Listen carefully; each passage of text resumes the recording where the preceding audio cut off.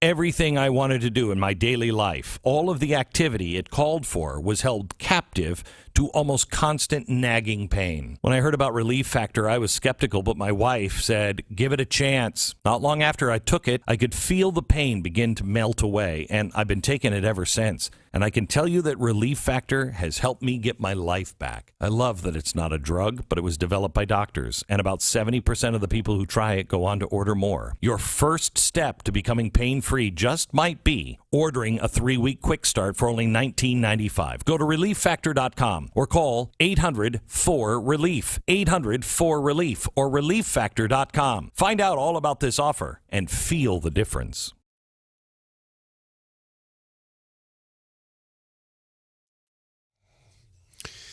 .939 The Eagle News Time with Robinson's Cleaners. Robinson saves you time. It is 6:03 right now. We do have some light rain falling here in mid-Missouri. 50 is our current temperature. It's going to be rainy today, a high of only 66. Rain continuing tonight, a low near 43 degrees. Our sunrise this morning, 7:10. Good morning, everyone. Here's some of the stories we are working on for you on this busy Tuesday morning. We'll get to the Eric Greitens story in just a moment, but first, it looks like Mizzou will soon make its men's basketball coaching hire official. The UM Board of Curators are meeting bright and early this morning. They meet at 7. They'll officially confirm the hire of Dennis Gates. That is according to 93.9 The Eagle's Andy Humphrey, who's working the story for us this morning. We'll hear a report from Andy coming up in a few minutes in our sports here momentarily. Now to our top story. The U.S. Senate candidate Eric Greitens' ex-wife is accusing him of abuse. He is denying the allegations. That's according to an affidavit filed Monday in the former couple's child custody case. Sheena Greitens also alleges in the affidavit that Eric Greitens showed unstable and coercive behavior in the months leading up to his 2018 resignation as Missouri's governor. She also alleges that associates at one point took steps to limit his access to firearms. Greitens' campaign manager called the allegations completely false and politically motivated. John Marsh, 93.9 The Eagle. Meantime, a 21-year-old Columbia man who is charged with first-degree murder this morning remains jailed behind bars this morning without bond. He could be arraigned. The incident happening Sunday night on Pinecrest Drive. The suspect is identified as 21-year-old Samuel Ethan Brotherton. Again, he's jailed without bond this morning. He is also charged with armed criminal action. Columbia police say Brotherton allegedly shot 64-year-old Roland Thompson during a domestic disturbance. Our news partner ABC 17 reports that Brotherton was the stepson of the victim in this case. The CPD investigation is continuing. Boone County Sheriff's deputies are tight-lipped this morning about their investigation into the death of Angie Rice. Her remains discovered Sunday afternoon in a conservation area north of Columbia. Sheriff's Captain Brian Lear tells 93.9 The Eagle that Rice's remains were found in a body of water. The investigation is ongoing. We can't really comment much as to the parts of the investigation because it is an active investigation at this time. The area where the remains were discovered are so rugged that a Boone County Sheriff's deputy broke his foot on Sunday walking back from the scene. There are steep hills, cliffs, if you will. The 45-year-old Rice had ties to Columbia, Harrisburg as well. Her vehicle was found at the conservation area on New Year's Eve. The body and the remains turned over to the Boone County Medical Examiner's Office for an autopsy. Legislation aimed at helping Missouri high school students who have substance abuse disorders will be heard this morning by a Missouri House committee in Jefferson City. That bill will be heard here in a few hours. Rocheport Republican Representative Chuck Basie will present his bipartisan bill this morning. It'll go before the House Elementary and Secondary Education Committee. Chairman Basie's bill authorizes up to 4 pilot recovery high schools. They would serve as alternative public high schools and recovery programs for students who are in recovery. Chairman Basie tells 93.9 The Eagle the schools will be located in metropolitan areas. His bill will be heard at 8 o'clock this morning. Columbia voters will likely be casting ballots in August on a proposal to repeal the city's prohibition on residential roll carts. The city council first reading the proposal at their meeting last night. City clerk Sheila Amin says the petition organizer Rachel Prophet has collected enough signatures to place the issue on the August ballot. You're going to see side windows this summer at Columbia's tallest parking garage. It has been the scene of numerous suicides since 2011. Columbia City Council last night approving a $500,000 project to install side window panels at the 5th and Walnut Garage downtown. Jonathan White has led the citizens' petition for more suicide prevention barriers at the garage. He says there have been 8 suicides at the 9-level garage since it opened. The city has finished a $489,000 project to install fencing on the garage's top level. Councilman Matt Pitzer joins us live in the 7 o'clock hour to recap the city council meeting, and that will be one of the top issues that came up last night is the parking garage. And Columbia's new Schnuck store on Clark Lane opens tomorrow morning. You're invited to attend a ribbon-cutting ceremony. Schnucks will be opening the leased 48,000 square foot store at 7 tomorrow morning. Ribbon cutting set for 9 a.m. Schnuck CEO Todd Schnuck is coming to Columbia. He'll make the trip from St. Louis. Mayor Brian Treese will be there as well, and the Battle High School Jazz Band will be at the ribbon cutting too, and that is open up to the public. They're hoping for good weather tomorrow. That will start at 9 a.m. 93.9 The Eagle News is presented to you this hour by Air Serv Heating and Air Conditioning. Our news time, 6:08.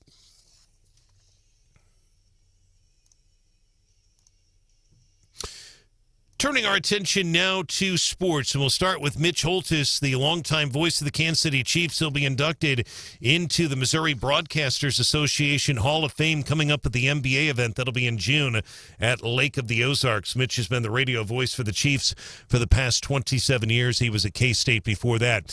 Board of Curators meeting today at 7 o'clock. They'll officially approve Mizzou's next men's basketball coach. Multiple reports said over the weekend that Dennis Gates will be the next head coach of the Tigers, replacing Conzo Martin, who was fired 2 weeks ago. Gates was the head coach of Cleveland State for 3 seasons, where he won a Horizon League tournament championship and a regular season conference title. He also was an assistant coach at Florida State for 8 years. Andy Humphrey, 93.9 The Eagle. All right, Andy will be all over the story for us today. You can hear more as well on the big show coming up at 4 o'clock today. Sports brought to you this hour by the Callaway Bank. Our news time, 6:08.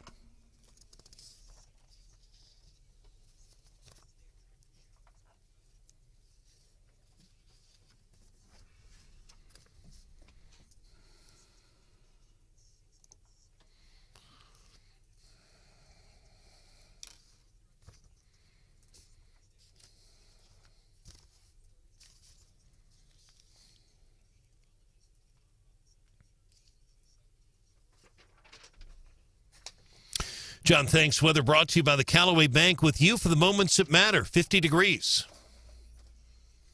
6:09, MidmoHires.com presents your traffic check. Local companies looking for local people. Roads are pretty quiet in mid-Missouri. If you have a report, 573-874-9390. More team coverage in less than 30 minutes. We have breaking news immediately. I'm Brian Hauswirth, 93.9 The Eagle.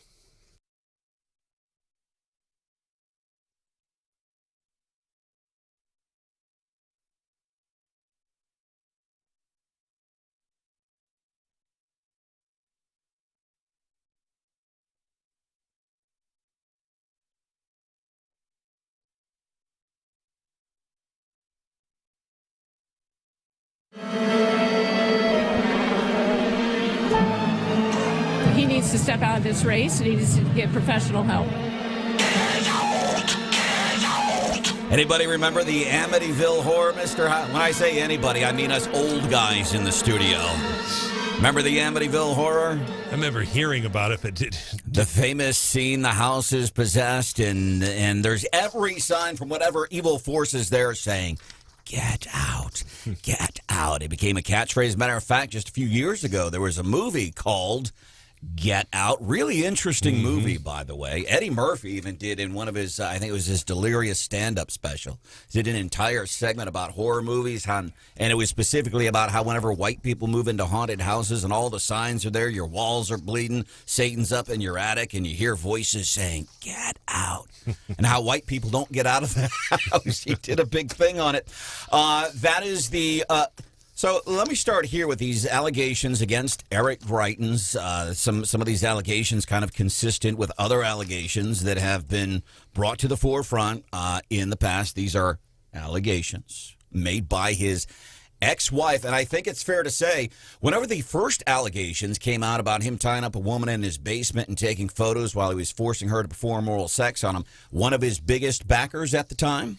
Well, his wife stood by him. I mean, she did, and lashed out, if you remember, at the time, lashed out at those who just, I can't remember exactly how she phrased it, but she was very critical at the time of the news media. The news media, the politicians, yes. Everybody in Jefferson City. She was very critical of them. She was very supportive of her husband. That was right after the news had right after Lauren Traeger had broken that story back in 2018, just hours after his State of the State.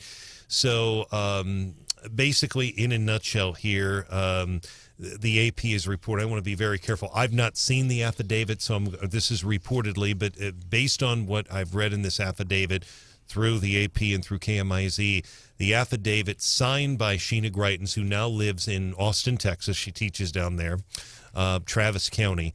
She is alleging that there were physical abuses against her and the children leading up to Greitens leaving his position as governor. She says in this affidavit, and again, these are allegations. This is a sworn affidavit.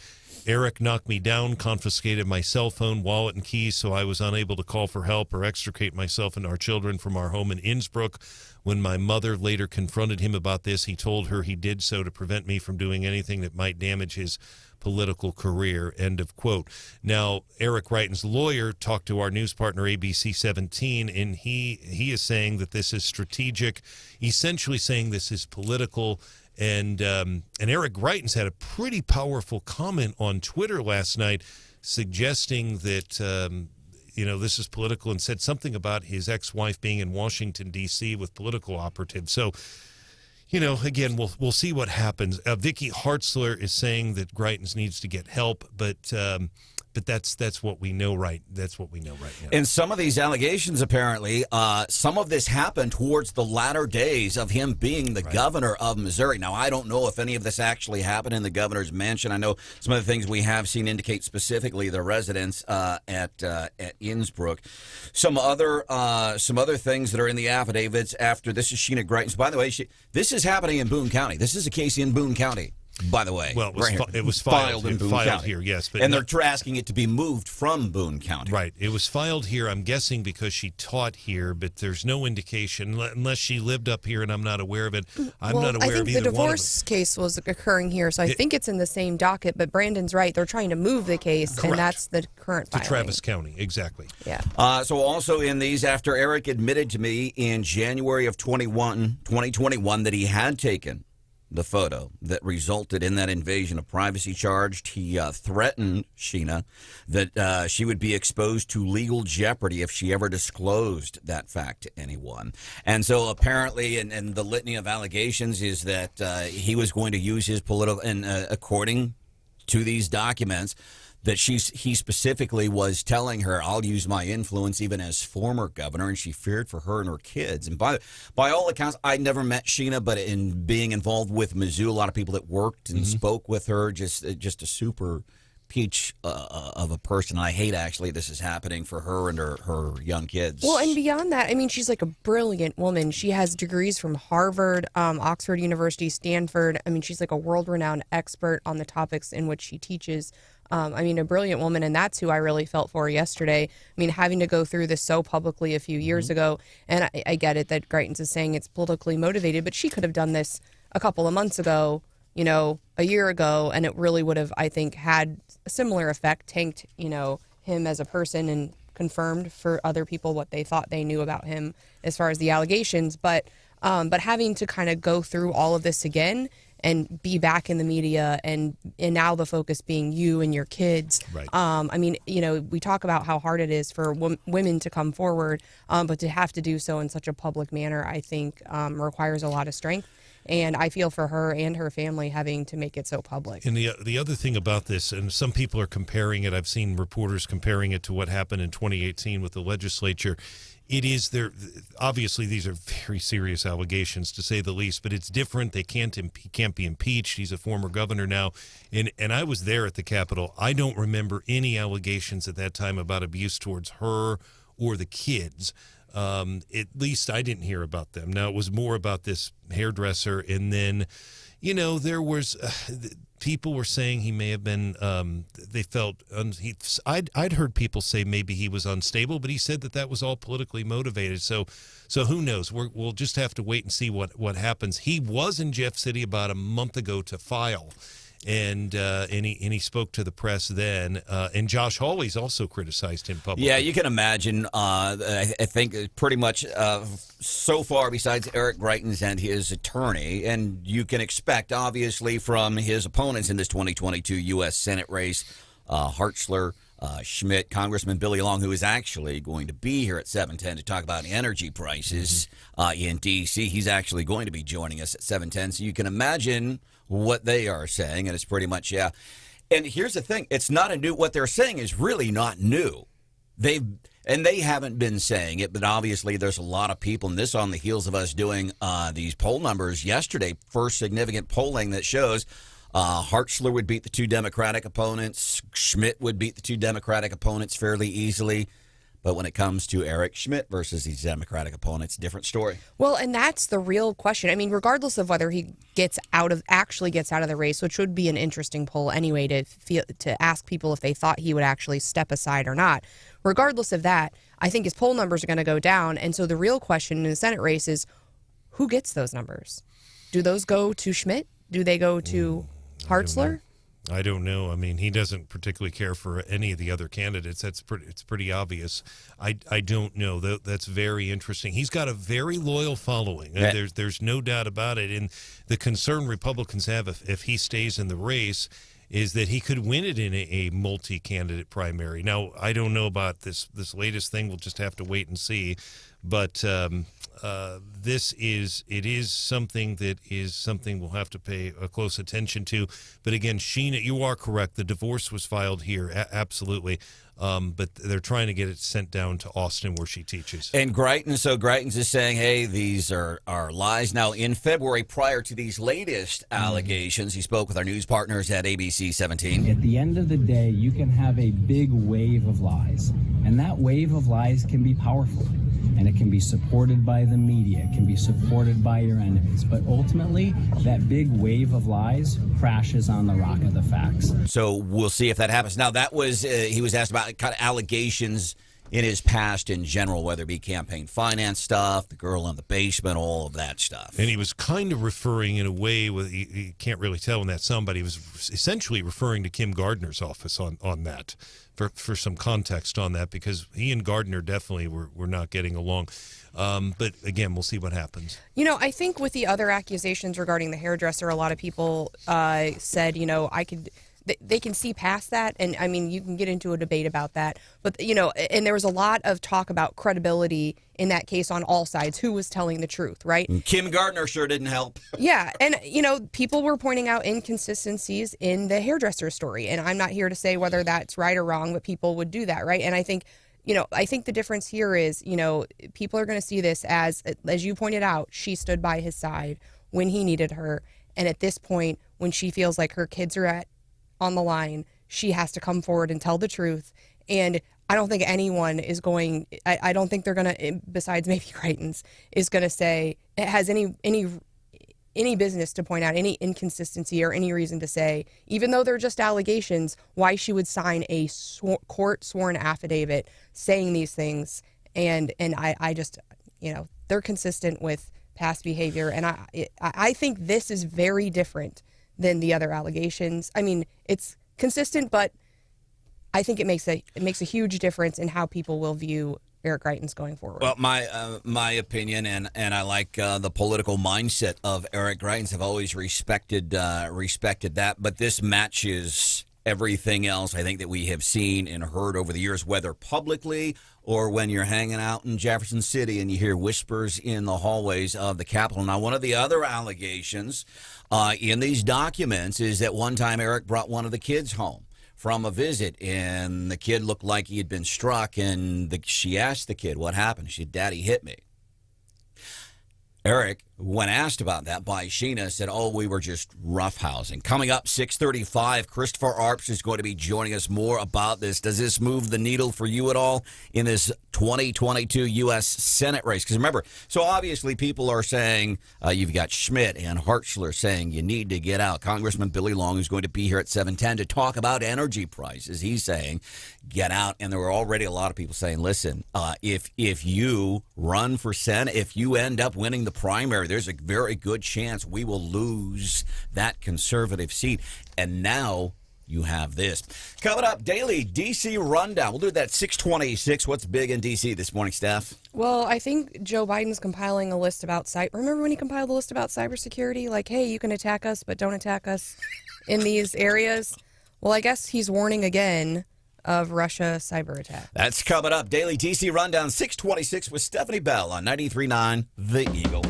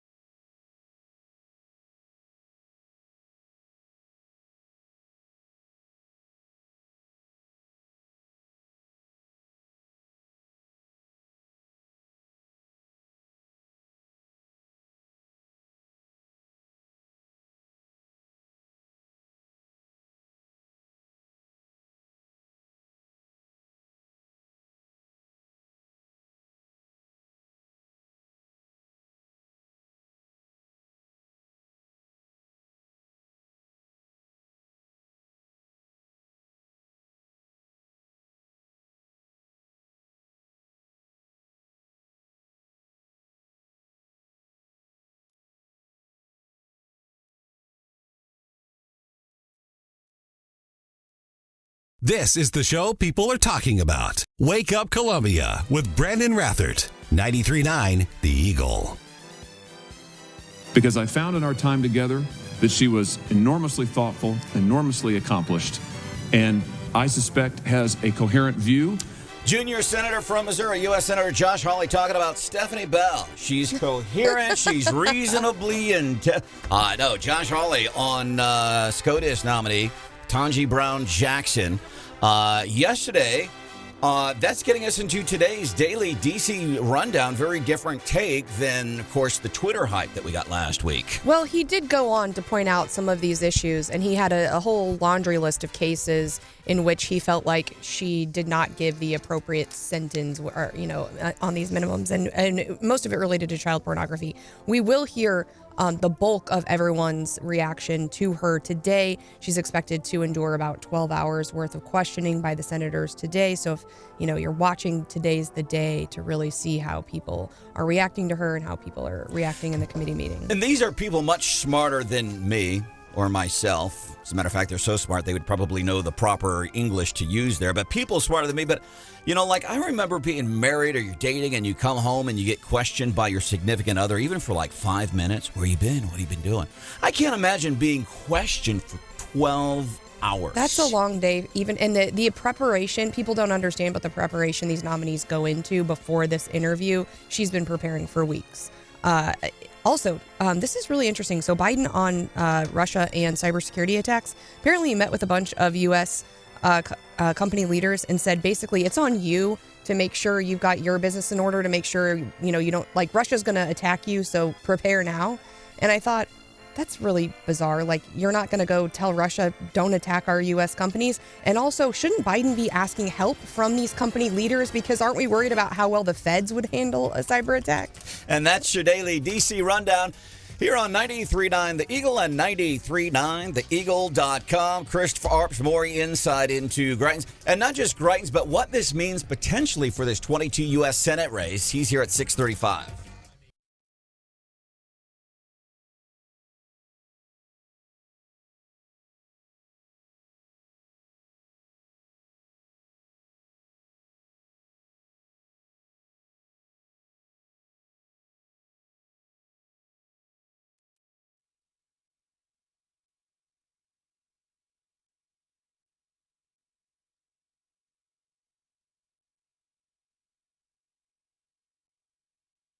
That weather check brought to you by the Callaway Bank. 7 days a week, text or call the Callaway Bank's dedicated customer care team and get the help you need and deserve.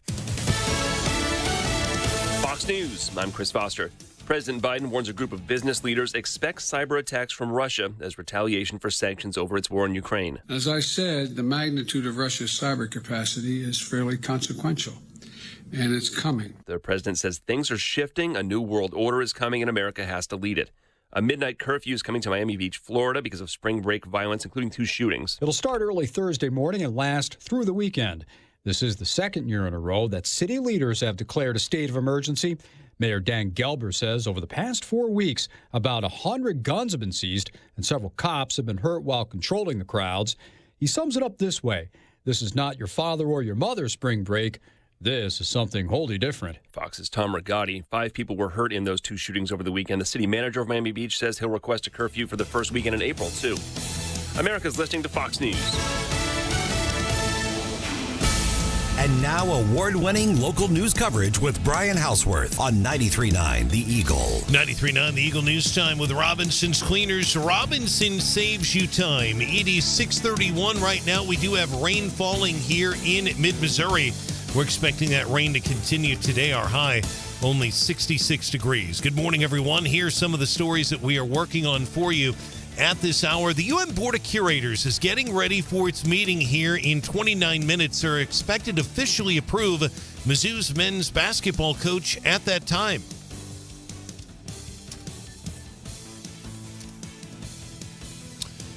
Well, we'll hear from Andy Humphrey when we can. We apologize for our technical difficulties. The Board of Curators meeting will start this morning at 7 o'clock here in Columbia. And again, it's going to be Coach Gates, the coach of Cleveland State. Meantime, Columbia City Council has first read a proposal to send the roll card issue to voters in August. A proposed ballot measure would repeal the city's prohibition on residential roll cards. City Clerk Sheila Amin says an initiative petition from resident Rachel Profit has been signed by a sufficient number of registered voters. Side window panels will be installed at a downtown Columbia parking garage. It's been the site of several suicides over the years. Columbia City Council voting to proceed with a $504,000 installation of side window panels at the 5th and Walnut garage.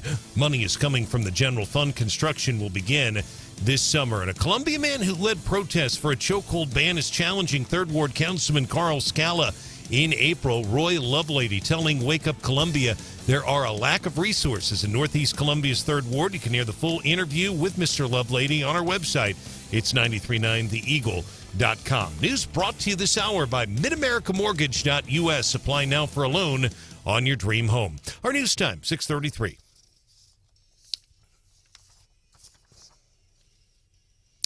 And turning our attention now to sports, just to kind of follow up on this UN Board of Curators meeting today at 7 o'clock this morning. There's only one item on the agenda. Literally, they'll gavel in and go immediately into a closed session. You might even have just like 10 seconds where they're actually in an open session. They'll gavel in, go into closed session. There's no secret about what this meeting it's about. It's about the next men's basketball coach, Dennis Gates. He'll be the next coach of the Tigers. Gates, the head coach of Cleveland State for 3 seasons. He won a Horizon League tournament championship and a regular season conference title as well. Also, congratulations this morning, Mitch Holtis, a radio voice of the Kansas City Chiefs for the past 27 years. Longtime voice before that at Kansas State in the Little Apple, Manhattan, Kansas. He'll be inducted into the Missouri Broadcasters Hall of Fame coming up in June. That event will be taking place at the Lodge of the Four Seasons. And our sports is brought to you by Witt Print Shop, where your printed products are so much more than ink and paper. Our news time, 6:34.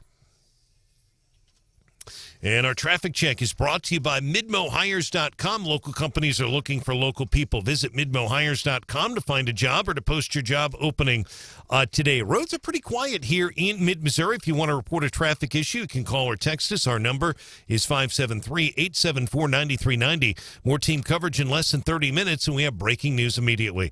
I'm Brian Hauswirth, 93.9 The Eagle. Weekend that Dennis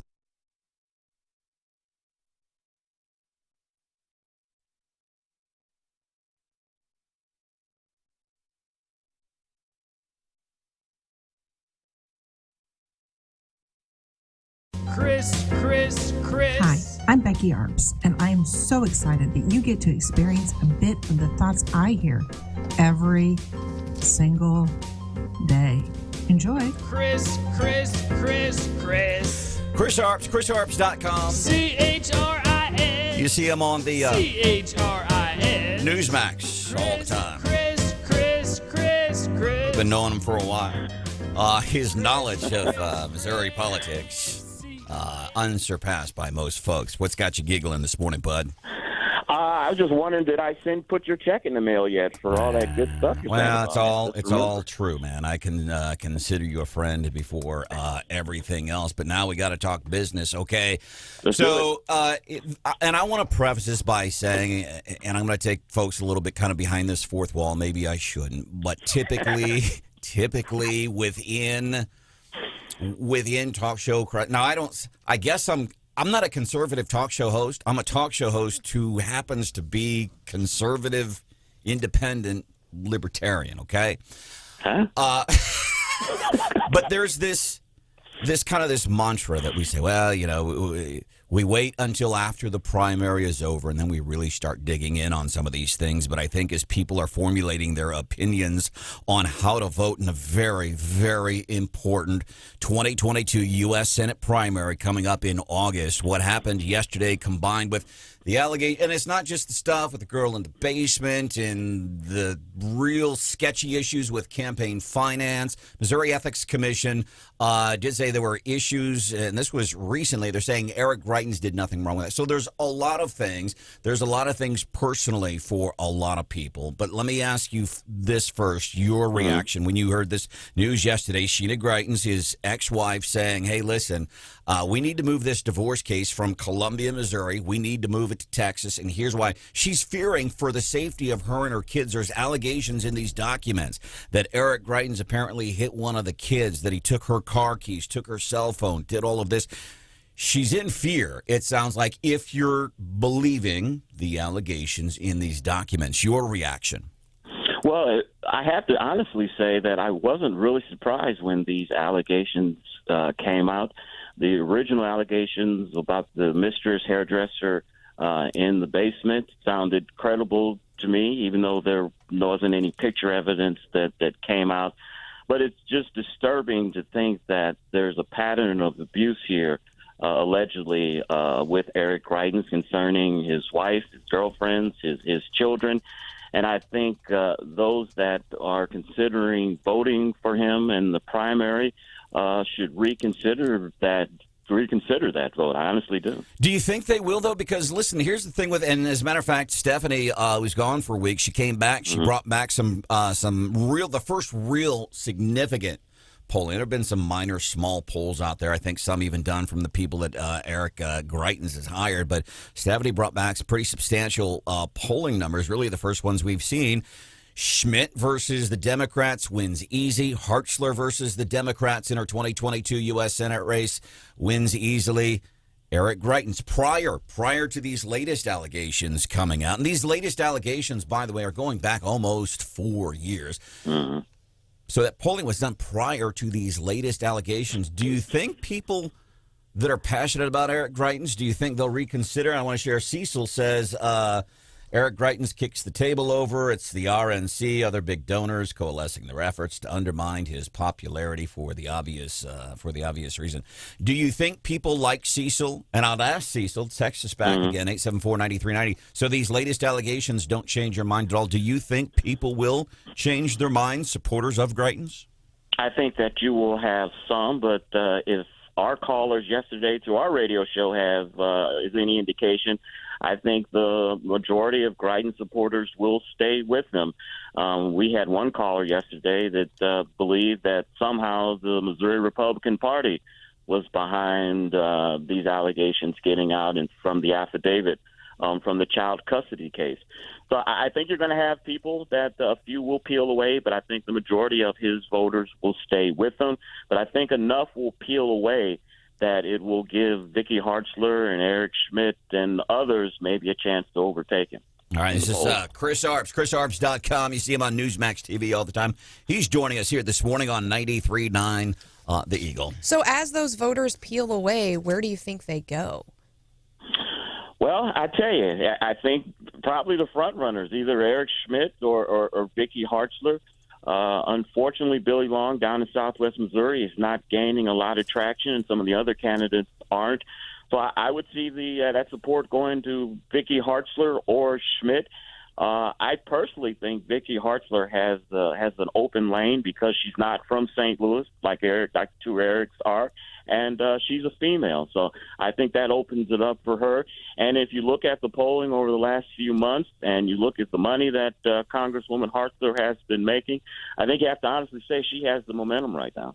And let me ask you this, with Schmidt and Hartzler. So Billy Long is actually going to be joining us on the show this morning. The topic is going to be energy prices, but I'm guessing we'll talk about some other things. Billy Long is here, 710. Mark McCloskey is going to be here at our Boone County Lincoln Days coming up just a few weeks from now. And you know, I got to tell you, McCloskey, you know, and I've said from the get-go, yeah, he's kind of the fun wild card candidate, you know, whatever, but he's going to more of these events than anybody else I've seen. He's at even the smaller things. He's at a lot of these things, but you don't feel like this is going to help him or Billy Long. People have already made up their minds. It's Schmidt or Hartzler. I do. I think, you know, Billy Long and McCloskey are good candidates, but they just don't have the money and the name recognition right now to get their names out. And I just think Hartzler and Schmidt are the ones at the top, and I think they have the momentum. Chris Arps hanging out with us here this morning on 93.9 The Eagle and 93.9theeagle.com, where you can listen live. Yes, sir? I'm sorry. You gotta do one thing for me. We've had Billy Long on our show last week or a couple weeks ago. You've got to get into an auctioneering contest with him to see who does it best, you or him. Listen, over the years, over the years, I sometimes get asked to do these things, and I just quit because I can't do it, and I won't even try, and I can't pay attention. He is very good at that. Dude, I saw you on your radio show. You're making some statewide news for your afternoon show in St. Louis. What y'all do, man? Well, I think the station is making some news. We have been permanently banned from YouTube. We've had a couple of strikes. This last strike lasted about 2 weeks, and they sent the notice yesterday saying, we know this will probably disappoint you, but we are permanently removing your content from YouTube. So we've had the pleasure, the honor of being banned from YouTube, but we are on Rumble, and our Rumble account has just blown up. Dan Bongino mentioned it on his show, and we've got like 9,000 subscribers on Rumble over like 2 months. I think it's one of the things we're doing to move to, because we're just kind of even being careful. I think we've got how many strikes so far, Hannah? Just one active. We. Fact check. Yeah, Branden. Does Christopher know the story? I don't know. Go ahead and. So we got a strike on like a Friday of 1 week, right? And see, here's the thing. As we talk about it, we have to be careful about how we talk about getting booted from YouTube. So we got the strike. Yeah, we got the strike. I told Branden why we got the strike. And a couple days later, he thought it was hilarious to keep playing clips of the thing that got us in trouble the first time. And Stephanie and I told him, be careful because you're going to get us, another strike. And at that point, we wouldn't be able to post for like a whole week. And sure enough, guess what happened? So the big takeaway is YouTube does not respect good journalism. I was trying to be a good journalist and explaining to my listener, here's why we think we got kicked off. And I was playing the clips of what I thought got us kicked off, and it got us kicked off again. So YouTube obviously has no respect for good journalism. That's the big takeaway. You were sitting in your chair giggling like a little girl because you thought you were funny. That's awfully sexist. Well, after our second strike, we didn't really care anymore, so we started mentioning the I word and the other, because I don't want to get you guys booted off, thank you. I won't say it. So we started just saying the words intentionally, just to try to get booted off permanently. And you know what's really disturbing about that? New York Post, we know 2 years ago, Twitter was dismissing some of their stories as it related to the Hunter Biden laptop. It was Russian disinfo, it was false news. New York Times, as everybody knows now, saying, all this stuff with Hunter and apparently using the big guy's political influence. This is a real thing. So now the New York Times is posting these stories on Twitter, and they ain't getting kicked off the Twitter. So that is Exhibit A, Your Honor, and we know that's how they do this, but I like to give specific examples. So New York Times, they get a free pass reporting on the exact same thing that the New York Post got kicked off Twitter for. How disheartening, man. Yeah. And the sad thing about this is we are radio stations where we discuss opinions. People can call in from the left or right, whatever. We discuss it. How Facebook and YouTube deems that damage to the country or to free speech amazes me. We're just discussing the issues. We're giving our opinions, but we're also giving opposite opinions as well. As a matter of fact, Stuart Varney on Fox Business Channel yesterday was talking with Mr. DJT, and Stuart Varney, and I appreciated what Stuart Varney said because I have the same take. Like, hey, regardless of your opinion, we have to go by the facts of what we saw in the 2020 election. We have to go by the facts. And my take for quite some time now, you got to quit talking about that because there's still some people campaigning 2020 and that election. You got to quit doing that because it is not helpful. And Stuart had the same take yesterday with Trump, and he asked him, he's like, do you think it's wise? As we're trying to move forward, do you think that's wise? And I'm hesitant to even play that audio of what somebody else said. Right, yeah. It's to that point now. I mean, you feel like you're living in Germany or Nazi Germany or North Korea or something. You have to watch everything that you say or do so the state censors won't get you.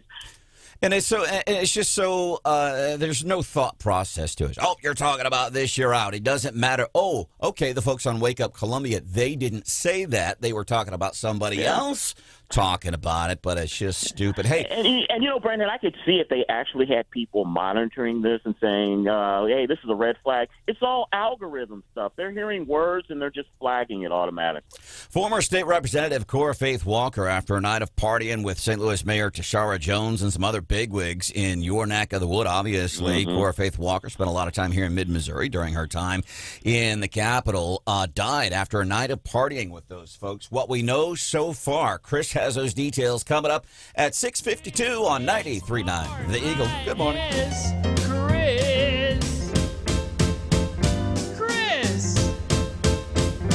Chris. Pro pumping and hydro jetting. Here's what they do. They clean out grease traps. They clean out septic tanks. They clean out lagoons. The other big thing, I talk about that a lot, but really the big thing that they do, they maintain those things. They maintain grease traps. They maintain lagoons. They maintain septic tanks. And they do that. Here's the reason with the maintenance. And you could liken it, to your car, your home. You do home maintenance, right? And you do that because you're trying to prevent yourself from having more expensive problems down the road. It is the same thing with your septic tank. Here's what we find. A lot of folks that they've moved to a rural area, they've never had a septic tank before. Like, there's your septic tank under the ground. Okay. And we're finding that a lot of these people, they never call somebody for septic service until it's too late, until they're having a problem. And when you have a problem with your septic tank, it can be expensive and it is nasty. Far more cheaper. You're going to save money by calling Pro Pumping and Hydrojetting and establishing a maintenance program for your septic tank. Get online. Check them out, pro-pumping.com.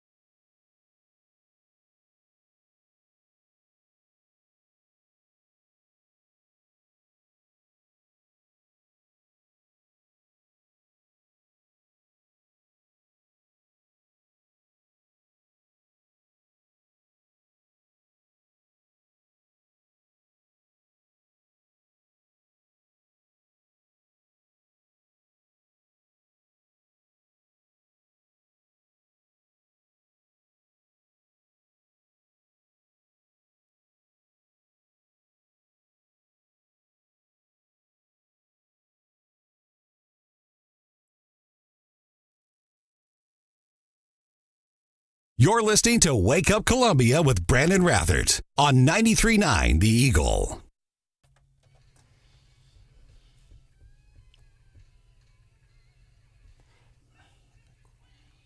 Some have asked, why did I raise these questions ahead of the hearing? Why not wait until the hearing and spring them on Judge Jackson, as it were? And my answer to that is very simple. I'm not interested in trapping Judge Jackson. I'm not interested in trying to play gotcha. I like that. Senator Josh Hawley, who will eventually be the senior U.S. Senator out of Missouri. Hawley, yesterday, as you get ready for the hearings on Ketanji Brown Jackson, the nominee, SCOTUS nominee by President Biden. Now, this was after last week. He put out some Twitter questioning her record on sentencing certain porn offenders, child porn offenders. Yesterday, very cordial, very much respect for her. At the end of the day, Christopher Arps from chrisarps.com is joining us. You see him on Newsmax TV all the time, too. Hosts a radio show now in St. Louis. You think ultimately she's confirmed? I think she's ultimately confirmed. As a Politico, I really don't see any upside to Senator Hawley's questions.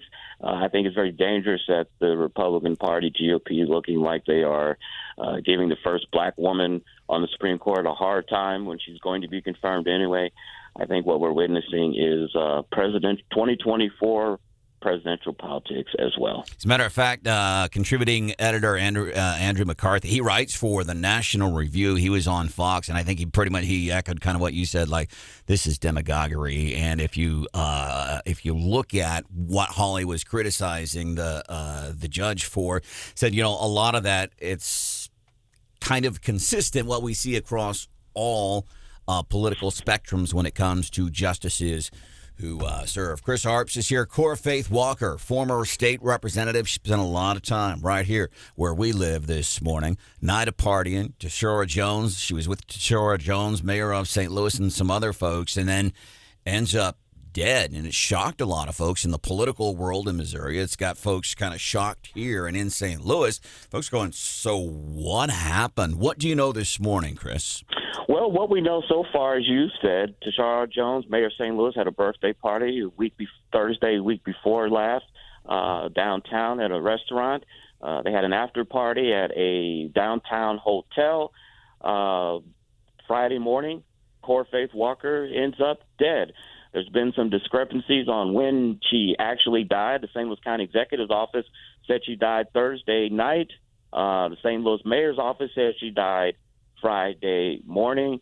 The mayor said that she was not at the hotel after the party, but a Twitter photo came out at 11:45 that night showing that she was at the hotel. What came out yesterday was that the Core Faith Walker was alone in a hotel with another person that hasn't been identified. She walked out of the room, collapsed in the hotel hallway, and they tried to revive her, and unsuccessful. There are reports that the fire department, EMS, has sent a report to the DEA regarding her death. There are a lot of allegations that there may have been drugs involved in this. The DEA is involved kind of gives credence to that. So right now we're just in a holding pattern. The preliminary autopsy showed that she did not have drugs in her system, but as we know, to get the full toxicology test, that takes weeks, and that could show something up. So right now, it's just a mystery, Branden. And then one of the reasons, well, I'm guessing there's several reasons. The public reason that you have officials in St. Louis, hey, we need Missouri State Police. We need other people investigating this because she is a former lawmaker. She obviously, Core Faith Walker, very tightly tied into a lot of the big politicos in St. Louis. And they're saying, listen, we're going to need an independent investigation, especially when you consider the comments that you just made when people say, no, she wasn't at the hotel. Well, we have a public photo on Twitter that absolutely disputes that statement that she wasn't there. And Branden, and what's really making people suspicious is that the police department was not called when EMS was called to the hotel. And usually EMS and police respond together, and people are asking was some type of influence used to get around this not being police, this being noted by the police. Chris Arps. ChrisArps.com. We love you, man. When's the next time you're on Newsmax? Thursday, 5:36 and 7. 5:36 and 7. We love you, man. Hope you have a great day. Coming up, Congressman Billy Long, live from Washington, D.C. Energy prices. When might you see some relief? We're going to get into that coming up at 7:10.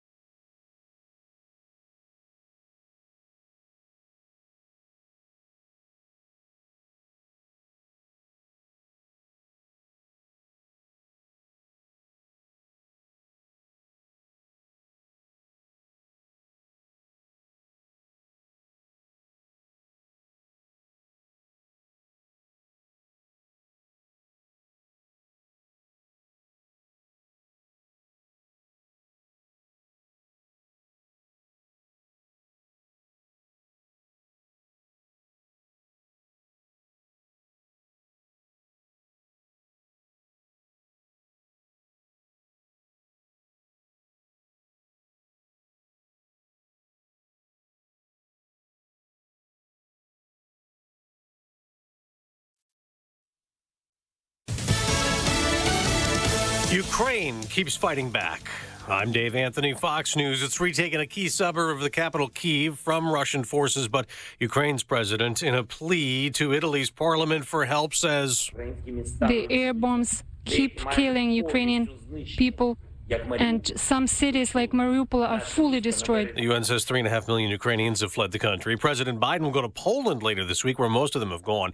He angered Russia, calling leader Vladimir Putin a war criminal. Pentagon spokesman John Kirby just told Fox. We see that the Russians are clearly, there's clear evidence that their military, their forces are conducting war crimes. In an hour, Ketanji Brown Jackson will be back at the Senate. During this hearing, I hope that you will see how much I love our country. Nominated to replace retiring Supreme Court Justice Stephen Breyer, Jackson faces questions today from senators. Republicans like Josh Hawley suggest she's soft on crime based on sentencing in child pornography cases. In every case, in each of these 7, Judge Jackson handed down a lenient sentence that was below what the federal guidelines recommended and below what prosecutors requested. They're fed up with spring break in Miami. Fox's Evan Brown's live in Broward County, Florida.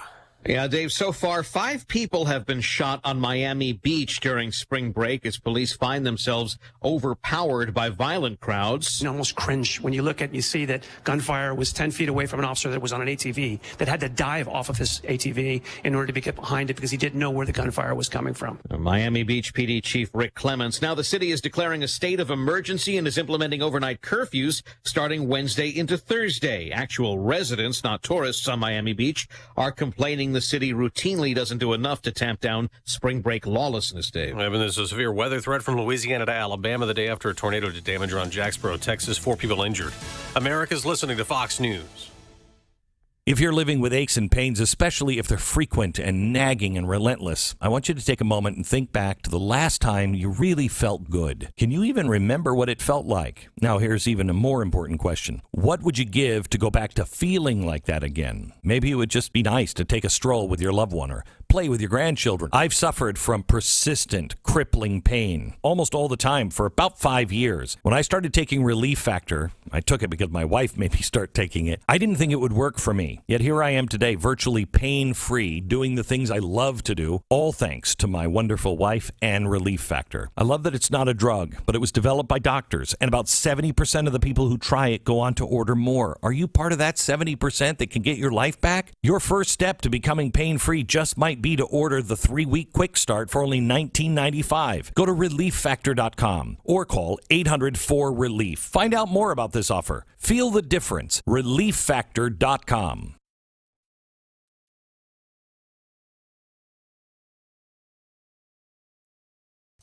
93.9 The Eagle News Time with Robinson's Cleaners. Robinson saves you time. Edie's 7:03 right now. We do have partly cloudy skies. Some rain is coming down in mid-Missouri, and that rain will continue throughout the morning. Our high around 66 degrees. Rain continuing tonight. Showers with a low of 43. Tomorrow we really cool down. Our high tomorrow will only be 46 degrees. Cold again on Thursday with a high of 46. Good morning, everyone. Here's some of the stories that we are working on for you at this hour. It does look like Mizzou will soon be making its men's basketball coaching hire official.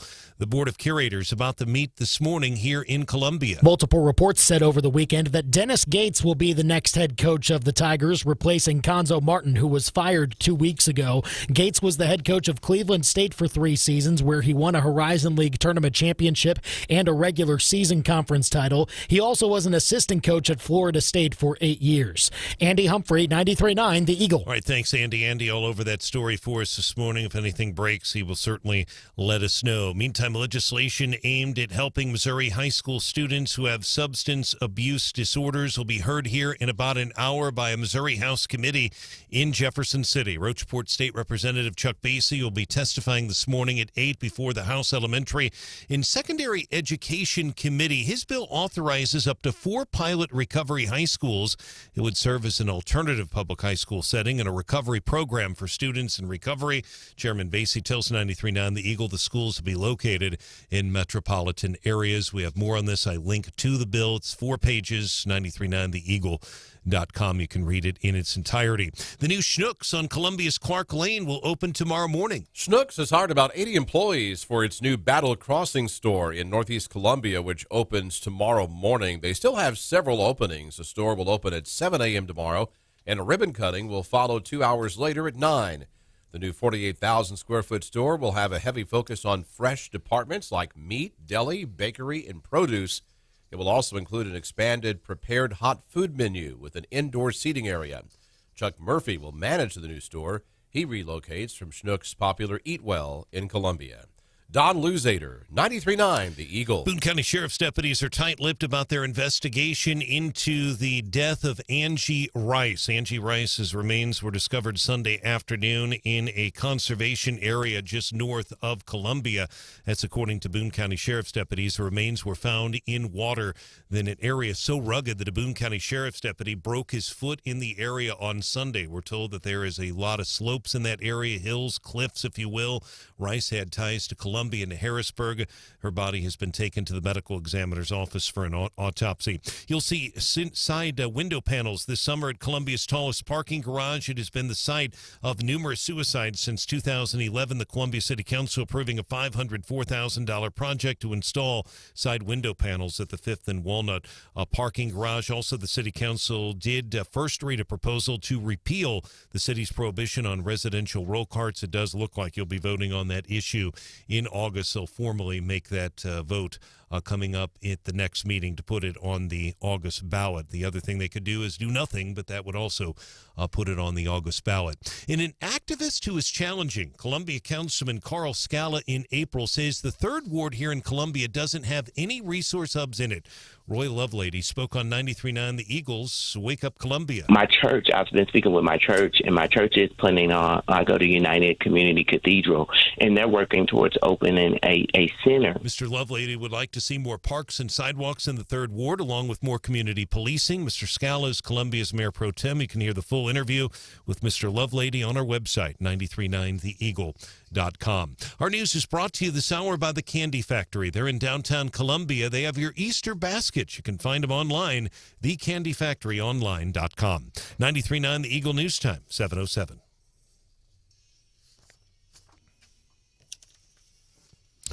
In sports, just a couple of quick notes. You heard there from Andy Humphrey. The UM Board of Curators are about, if they haven't started their meeting, they'll be meeting any moment now. And for the public, literally, all they do, come in, meet, gavel in, and then immediately to closed session. They'll be talking about the basketball coach.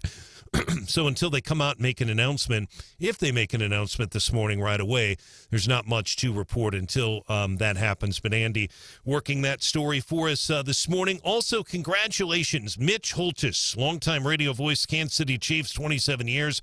He'll be inducted into the Hall of Fame, the Missouri Broadcasters Hall of Fame. There's a lot of big names on this list. Derry Brownfield, who founded the Brownfield Network at Learfield in Jefferson City.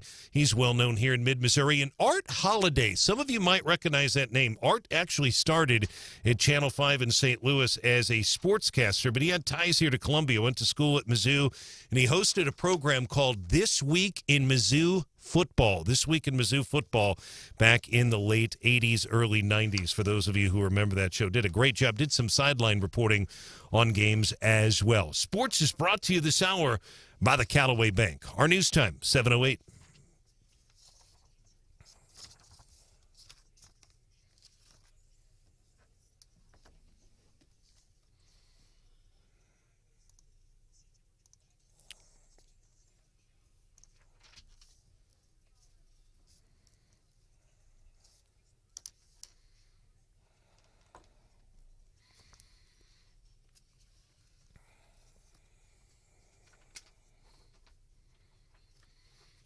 All right, John, thank you so much. Great job this morning on television as well. Weather brought to you by the Callaway Bank. They're with you for the moments that matter. 50 degrees.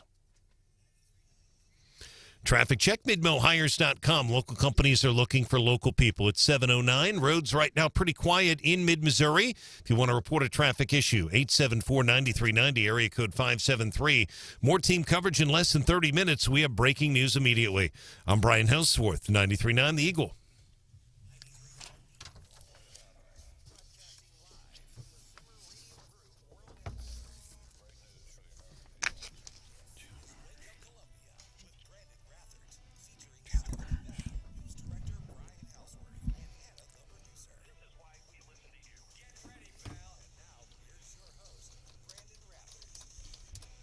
Current spike in gas prices is largely the fault of Vladimir Putin. Putin's tax. That's really Putin's gas hike. Are you guys just going to start blaming Putin for everything? Putin's price hikes at the pump. Putin's price hike here at home. People are feeling it.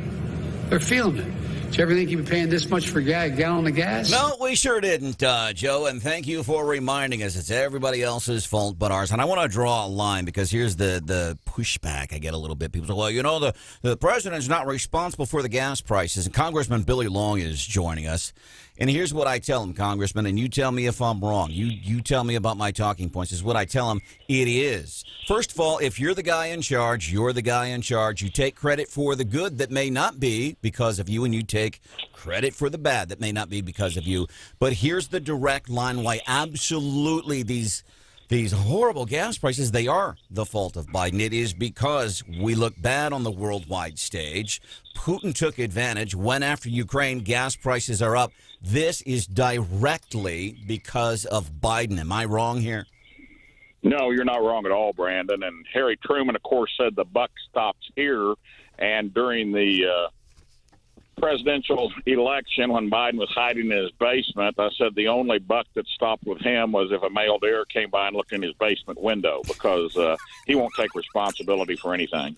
Congressman Billy Long here. And I want to twist this conversation to when might some of us here in Missouri see some relief? We got a little bit over the weekend, down to $3.89 a gallon. I was in the Hannibal area yesterday, $3.61 a gallon, a little bit cheaper there. But first, I got to ask, we can't avoid this. Eric Schmidt in the same race as you, U.S. Senate, 2022. Your reaction to the allegations yesterday from his ex-wife talking about abuse, I guess, against one of the kids, abuse against her. Some of these things apparently happening in the waning days of him being governor here in Missouri. What was your reaction, Congressman? There's too many Erics in the race, and you just did the same thing I always do. You get them confused. You're talking about Eric Greitens. You said Eric Schmidt. Eric Greitens, I apologize. Eric Greitens. Thank you, Congressman, for correcting me.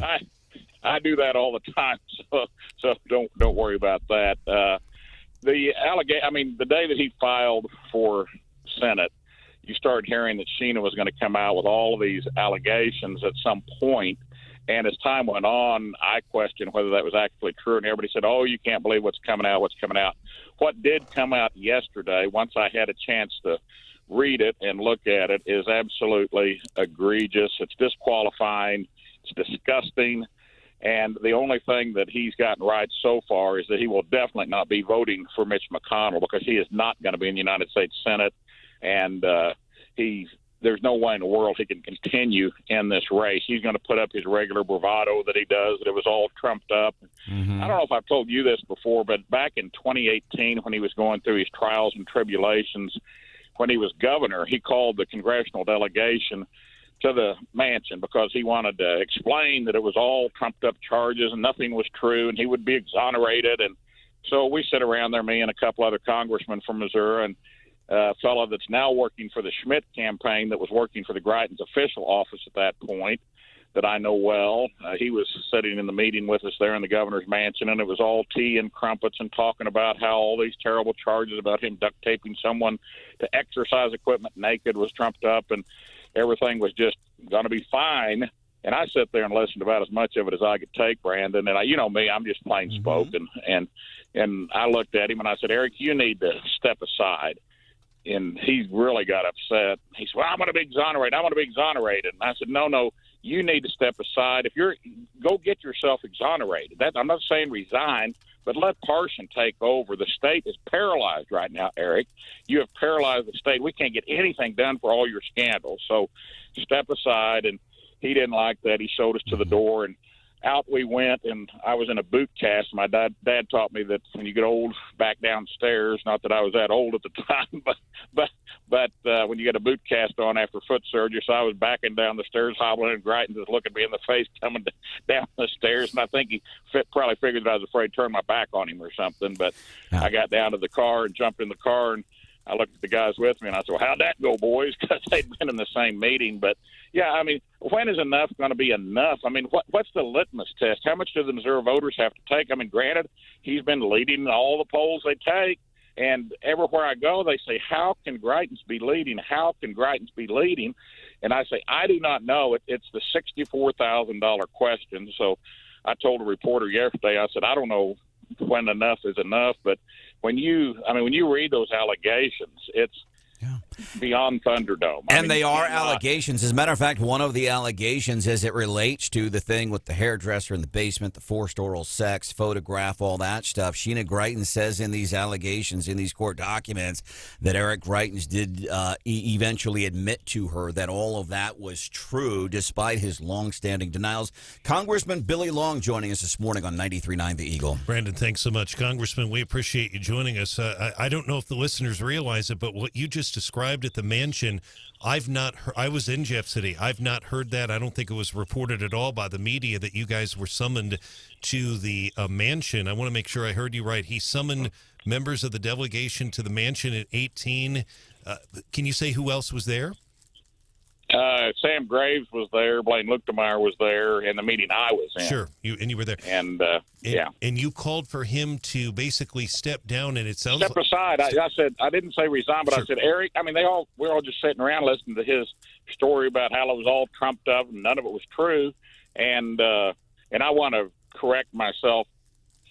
Sam Graves was there. I believe Blaine was there. I'd have to ask Blaine, sure. But I think that there was the three of us there. But I think Blaine was the third. But anyway, but but I looked him in the eye, and I mean, they're all just sitting there listening to his, sob story about how everybody's accusing him of stuff he didn't do.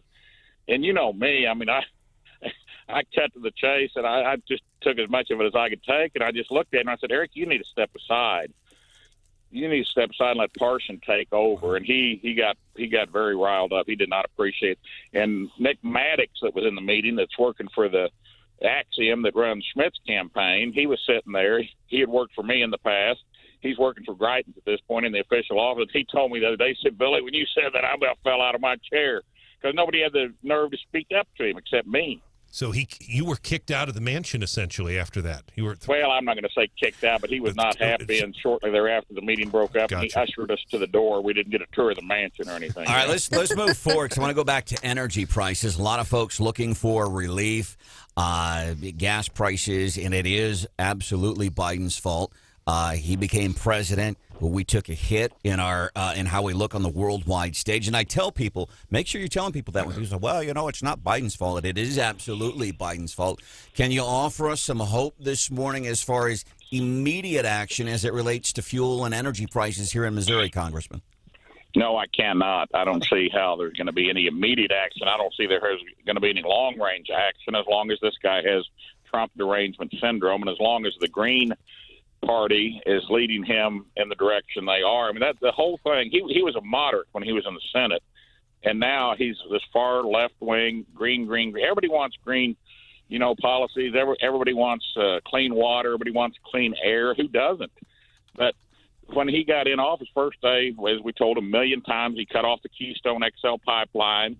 He won't issue any drilling permits. He's against American production of oil. We were energy independent up until 11:59 a.m. on January 20th, 2021. And right after that, we became energy dependent, which is ridiculous. I'm on the Energy and Commerce Committee. At that time, I was on the Energy Subcommittee of Energy and Commerce, and we worked long and hard to be able to export LNG, liquefied natural gas. And we got that through in a bipartisan fashion, finally got it done. And, so we've just gone completely backwards. But now he wants to buy off of Venezuela and Iran, and he wants to buy dirty oil. We can produce oil a lot cleaner than these other countries, so it's just absolutely ridiculous what this president has done. And the gas prices are his problem. I'm sorry, but they are. They absolutely are. And I hope that when those conversations come up with somebody that say, no, they're not his fault, they are, and explain to him how it is his fault. It is because he is the president. Russia took advantage of the weakness of the United States. They went into Ukraine. That's why our gas prices are up. That is the fault of Ukraine. I know there's at least one proposal right now in Jefferson City to temporarily do away with the Missouri fuel tax, not that new 2.5 cent tax, but like 19.5 cents, something like that. Don't know where that will go. Congressman Billy Long here on 93.9 The Eagle. Anything else you'd like to add before we let you go, sir? I just completed my 10th Lincoln Day in 10 days on Sunday, so I am getting around, meeting the people, going around the state. And out of those 10 Lincoln Days, Mark McCloskey was at every one, Vicky was at 2, Schmidt was at 1. So I'm doing something wrong in this race because I'm going where the people are, and everybody else that's up in the polls are not bothering to go out and speak to the folks. So I think I'm afraid I'm campaigning like it's 2009, 2010 here in 2022. So I don't know how good a job I'm doing campaigning, but I sure get a good reception out there on the trail when I go around and meet with the folks. But 10 Lincoln Days in 10 days. That included 3 or 4 days in Washington. So we doubled and tripled up on some days. Next weekend we're going up there. This weekend we're going up to St. Louis. We're hitting 3 counties up there, plus St. Charles. So we're all over the map. So if anybody wants to get in and help us, I mean, I'm the guy. I'm running on my record. You got other ones that were soft on China now, so they were tough on China. You got ones that have the same voting record as Liz Cheney, identical on Club for Growth and on American Conservative Union, saying, "Oh, they're the conservative in the race." So I'm just me. I just run as me, and some people like it, some don't. But I'm the only one in the race that you can rely on, that you're not going to have to worry about what I'm going to act like when I get into the Senate, because I'm going to act like I have for the last 11 years. That's building up a pretty good conservative voting record. and offering outstanding constituent services. And that's where the work of a congressman or senator is done back home, not in D.C. Congressman Billy Long. BillyLong.com. BillyLong.com. Thank you for your time this morning here on 93.9 The Eagle and 93.9TheEagle.com. Yesterday, Eric Bolling, Newsmax, asking former vice presidential candidate, former governor of Alaska, Sarah Palin, if she might consider a run in the Alaska. They just had Don Young, who died after, I think, 40, 50 years almost in the U.S. House of Representatives. Let me ask you right here on this show, and we've been friends a very long time, are you ready to announce a run for that seat, that Don Young seat for House of Representatives from Alaska? How did she answer that question? That's coming up 7:25-ish. Plus, we're going to be doing What's Hot with Hannah. What do you have for us today? Well, it's a little different than a normal What's Hot with Hannah. It's a little more serious. A serious What's Hot with Hannah question.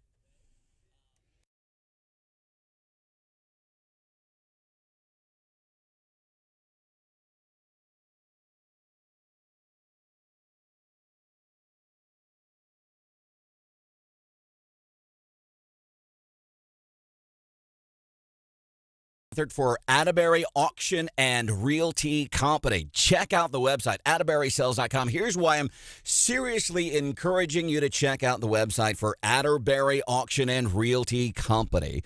They're changing the way that auctions and all these, remember the old days, you go and you get up at 5 o'clock on a Saturday morning and you go and park at the big estate auction and you get there by 6:30 so that you can get a good parking spot, and then you sit in your car and you play on your cell phone for a few hours, but you got your good parking spot, and then you go in and you fight through all these people. Here's the way Atterbury Auction and Realty Company does it. You get onto their website, AtterburySales.com. Right now, here's what you'd find. There's a restaurant equipment auction. You remember from Lutz's Barbecue? Yeah, it's going to be an auction. It is an online auction. That ends today, by the way, 12:30. All right.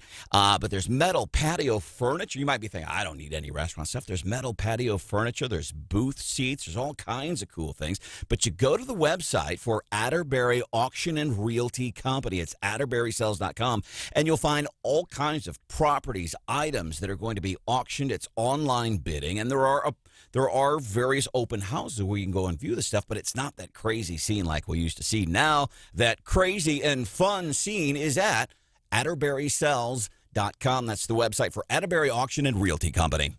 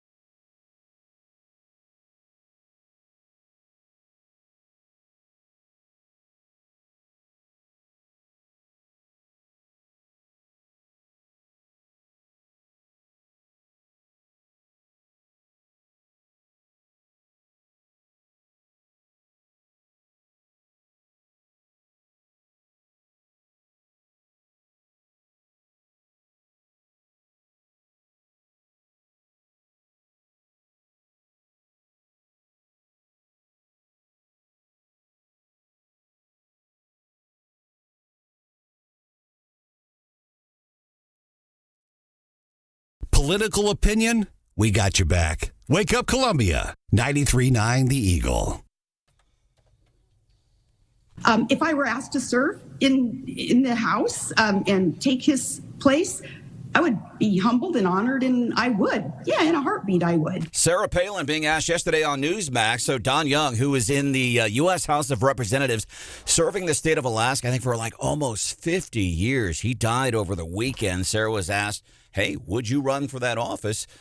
And that was her response. Welcome into Wake Up Columbia here on 93.9 The Eagle. Moving forward with Roll Cart. City Councilman Matt Pitzer is going to be joining us here 7:35. You're a resident of Columbia. What we need to know next. Right now, 7:25-ish, which means it's 7:28. One of the things I love about this show, we are incredibly consistent. This is one of the most consistent shows I've ever had the pleasure of working with. And so I want to thank Stephanie and Hannah because we're consistent. Consistently late. What's up with Hannah today? So I don't normally do this type of story for What's Hot with Hannah, but I found an article about a school district in Colorado that's getting rid of their valedictorian award because they feel like it's unfair to single out one student for their success and not the rest of this graduating class. And I just thought that was crazy. And for me to think that that's crazy, it's way crazy. And it's just, somebody commented you get a trophy and you get a trophy. Oprah Winfrey, yeah, you get a Grand M. You get a Grand M. It was an Oprah gift, but that's crazy. It's a topsy-turvy world when Hannah says social and political issues like that are crazy. You know we're on to something here. Matt Pitzer, City Council, Roll Carts. He is here at 7:35.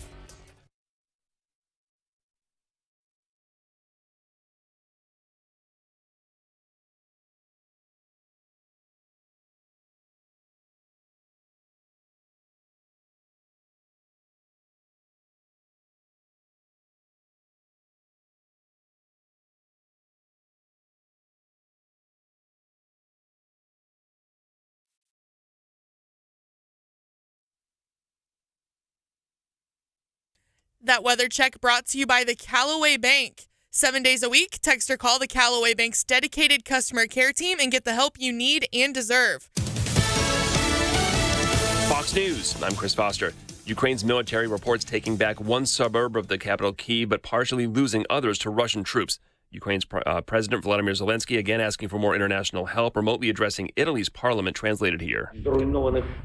Tens of thousands of ruined families, millions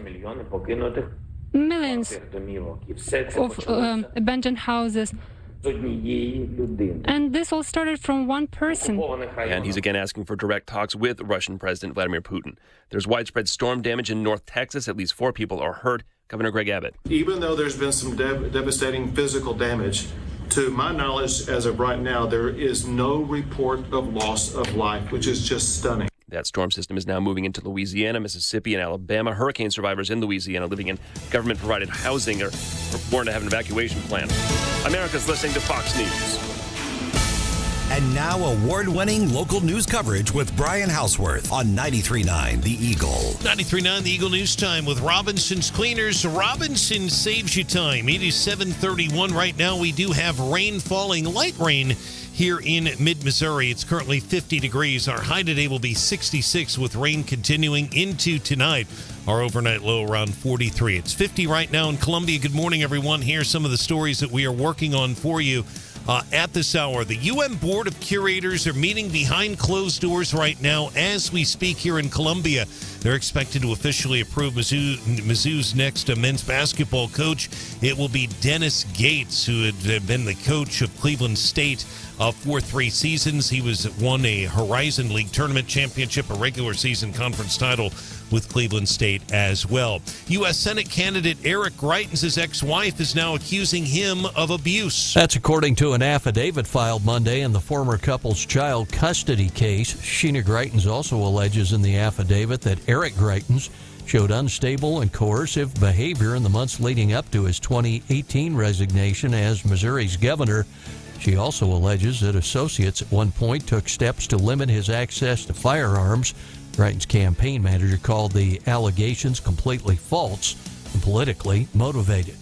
John Marsh, 93.9, The Eagle. All right, John, thanks. Columbia City Council meeting last night. They first read a proposal to send the roll cart issue to voters in August. Also, side window panels will be installed at a downtown Columbia parking garage. It's been the site of several suicides over the years.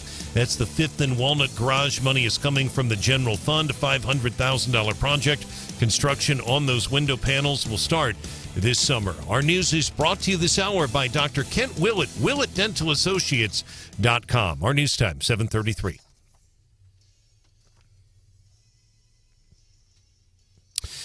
In sports, just a quick note, probably worth mentioning again here in sports. This is one of those rare stories transcends both news and sports because it is truly both. The basketball coach at Mizzou has actually been the lead story all morning on television, probably rightfully so. It's a big deal here in Columbia. Looks like Dennis Gates will be the next head coach of the Mizzou Tigers. Andy Humphrey on hand for that. Now, if they do make a hire today, I stress if, normally what Mizzou does is have a press conference where the public can come out. Sometimes it's the same day, sometimes the next day or later in the week. Andy will keep us up to date on that as well. You can catch all of Andy's reports as well. The big show coming up 4 o'clock today. KTGR and Mitch Holtis, congratulations. Longtime voice of the Kansas City Chiefs football radio network and a longtime voice before that with K-State. He is going to be inducted into the Missouri Broadcasters Association Hall of Fame at their June event at the Lodge of the Four Seasons at the Lake of the Ozarks. Sports brought to you this hour by La Crosse Lumber. They're on Grindstone, just west of Highway 63. It's 7:34. Traffic check with MidmoHires.com. Local companies are looking for local people. MidmoHires.com. Find a job, post your job opening today. Roads have been pretty quiet here in mid-Missouri. If you want to report a traffic issue, you can give us a call, 573-874-9390. More team coverage in less than 30 minutes. We have breaking news immediately. I'm Brian Hauswirth, 93.9 The Eagle.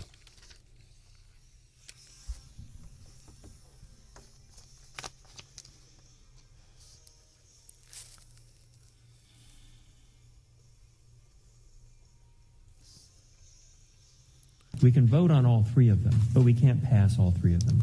Mayor Brian Treese, last night's City Council meeting, we can vote on all 3, but we can't pass all 3. This had to do with ward reapportionment. Want to bring in from the 5th Ward, Matt Pitzer, City of Columbia. So some of our wards, and it's interesting. We've been following this nationally. We've been talking about congressional maps and just recently Missouri State Senate maps. But closer to home, the more localer, the more importanter. Doesn't seem like there's been a whole lot of focus on this. But this is a move. There's been some ward reapportionment, and your ward is one of those that is going to be affected. Kind of the bottom line on ward reapportionment that went forward last night, Matt. Yeah, we've had a group that's been working on this for a couple of months. So our population shifts around town, they really weren't too out of whack from when we did it a decade ago. So there wasn't a whole lot of sort of redrawing that needed to be done. So, we took more kind of a minimalist approach. The 5th Ward was one that had a little bit of population growth. So there was a section of the Grasslands neighborhood, the entire Grasslands neighborhood, which is sort of the northeastern portion of the 5th Ward, will move over to the 4th Ward. So that's the most significant change. And then there was another portion of the 1st Ward on the western end that moved into the 2nd. But it's really, 1,000 votes or residents in each of those areas. So not huge changes. Nothing huge. As a matter of fact, it seems to be, looking at the maps and watching this and knowing this plan, basically 3rd Ward was the only ward that was untouched by the City Councilman Matt Pitzer hanging out with us this morning. Wake Up Columbia, 93.9 The Eagle, and 93.9theeagle.com. Wake Up Columbia, Stephanie Bell, Brian Hauswirth, Hannah, the producer. My name is Branden Rathert. Stephanie wants to turn you on to a new Facebook group, Mr. Pitzer. It's called Como Raccoons Against Roll Carts, and she's finding all kinds of gems this morning. I love it. So, Como Raccoons Against Roll Carts on Facebook, and they've actually taken the picture of Josh Hawley with his fist raised, and he has a raccoon head, and he has trash bags behind him, and it says, "Raccoon Constitution guarantees freedom from roll carts." And you really have to get onto this because there's whoever has put this together is pretty good.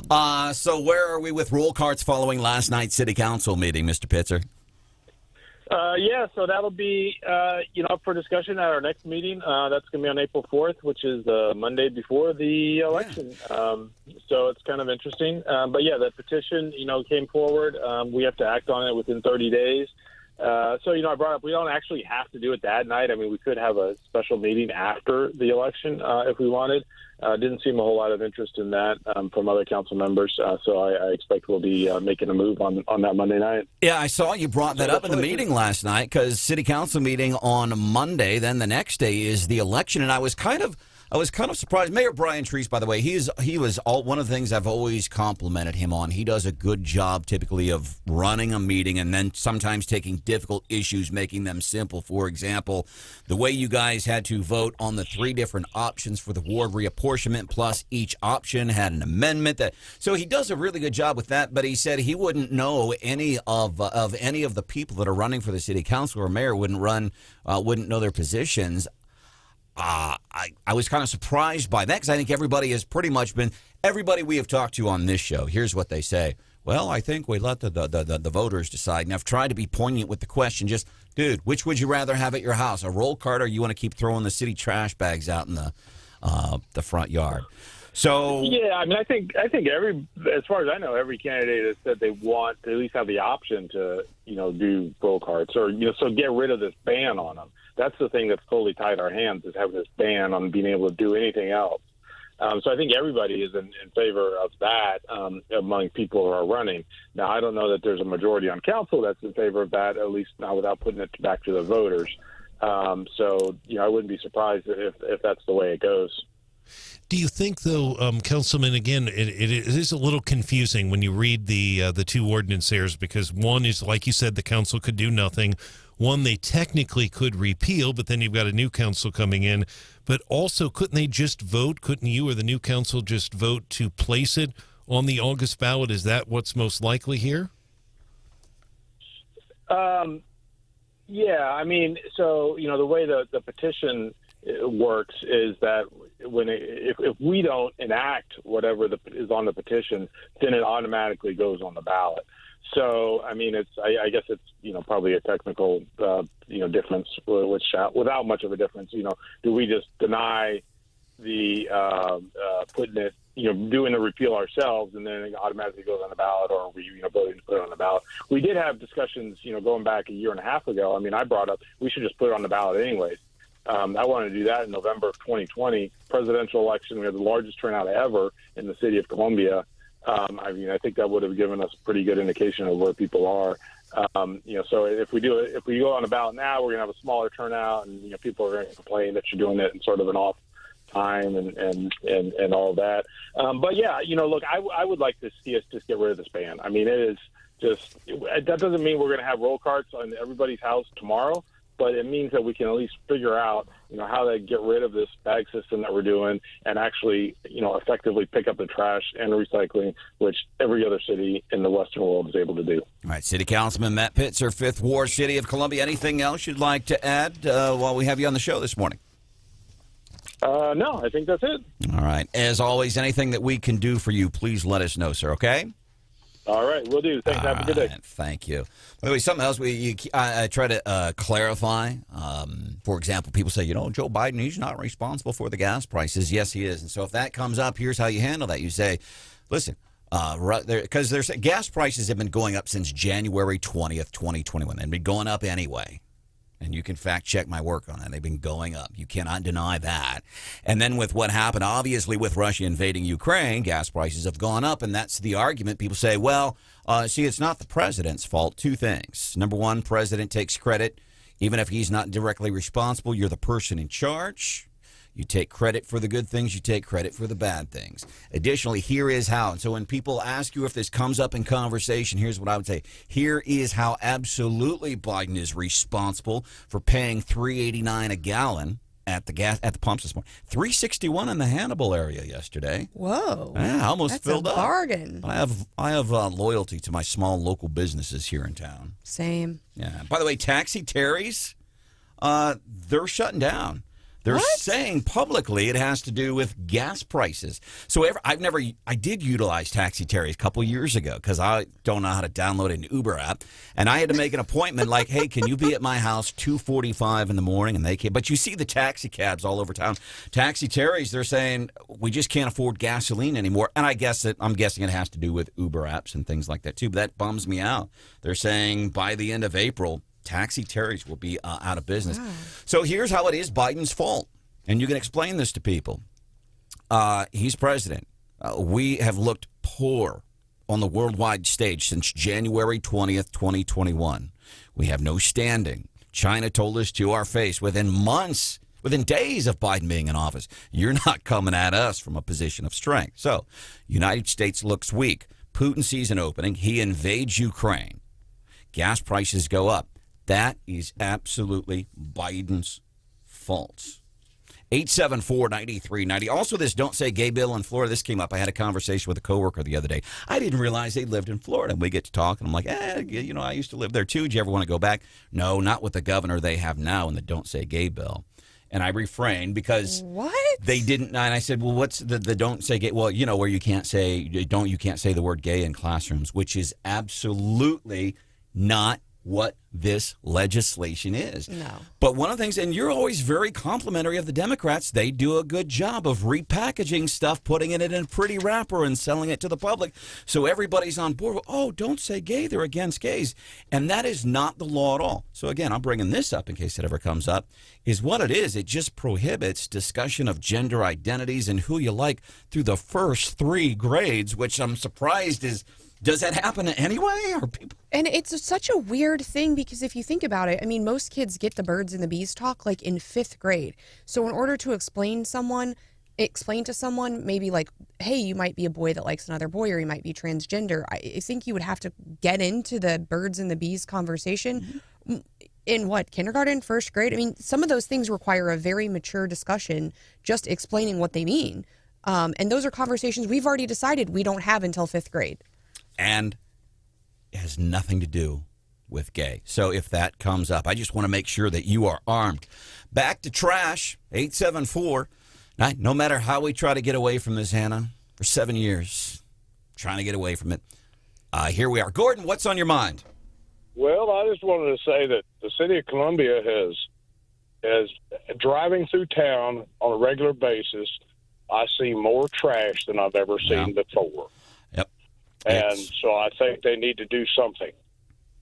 But the other thing I wanted to talk to you about was the $2 million for a nature classroom that this Columbia Public School has put out there. Okay. They've got a nature classroom that I helped build a shelter house for at 2 Mile Prairie School. It's outside. If you're going to study nature, shouldn't you be outside? I need to build a classroom so we can come inside and study the outside. It's like the Department of the Interior of the United States. Department of the Interior, what are they in charge of? Everything outside. You know what they tell us at Southern Boone? We get an email. They say, hey, guess what? Your kid's going to the learning garden today, and it's cold, so throw your tennis shoes on and wear a coat.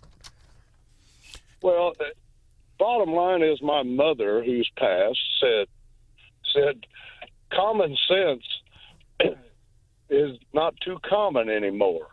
Yeah, I hear you. Gordon, thank you for the phone call, bud. I appreciate you taking time out of your day to be a part of Wake Up Columbia here on 93.9 The Eagle. In the legislature, there's a state rep. His name is Shane Roden. He's reps Jefferson County, that is south of St. Louis. So a lot of folks seem to be on board with recreational weed. One big industry not on board with it. We're going to talk to him about that. He was I wouldn't say he was supposed to be on the show yesterday. Mm-hmm. He was on the schedule to be on the show yesterday. Not his schedule. Not his schedule. So Hannah, my dear sweet Hannah, calls him a little bit before 8 o'clock. And he, who's it? Who's this? Woke him up. Dead slumber over the week. How rude, Hannah. Calling and making these people up. You've put me in some really bad situations over the years. I know, and I made a mistake. So he's here at 8:10. Interesting to hear the big industry that's not in favor of recreational weed. 874-9390. Rich, talking trash. What's up, bud? Good morning. Yeah, talking trash. Sorry, I just turned on. I missed Pitzer's little interview there, but I wanted to tell you about the call that I got back from the city yesterday about my trash issue, which was I didn't have a Columbia bag and they didn't pick up my trash. Right. So you called us yesterday. You called the city of Columbia. I ran out of the logoed bags. I put a trash bag out there just so you'd pick it up. They didn't pick it up. You called them. You called the city, and they said, well, you need to go to the retailer or whatever. It's just been a round and round for you, it sounds like. Yes, and they finally called me back about 10 minutes before 5, and I explained to them the situation. They basically told me that it's not their responsibility for the trash bags. I told them that I could not get them at the retailer, so this is what I have. And I wasn't going to throw away the ones that I bought when they didn't have any. And they said that I needed to get my own bags. So I said, well, I've gone and tried to get my own bags, but they didn't have the bags to be gotten. And I told them if they were going to require that we put it in city trash bags, then they must be required to have them supplied amply. Yeah. And they said, well, I could give you the number to the trash bag company. I'm like, no, I am your customer. They are your customer. You get onto them and you get the trash bags out here. And until then, you need to pick up whatever trash bag sits there so you get it figured out. Well, they reflected back, well, we can only follow ordinance, and the ordinance states, and I'm like, man, I feel bad for you, but you also have me laughing at the same time, Rich. I feel for you. And this is Rich, you have a great day. Thank you so much, because it's not just you calling in and taking time on the show to share your experience, but I'm telling you, there's thousands of other folks listening right now. They're giving you a fist bump, Rich. They're appreciating the fact that you would share that. But you talk about ineptitude, and it's so easy to talk about the amount and the depth of ineptitude we see in government on a national level. But when we see it on a local level, that's what to do. Wake up, Columbia. Come on. Did you hear what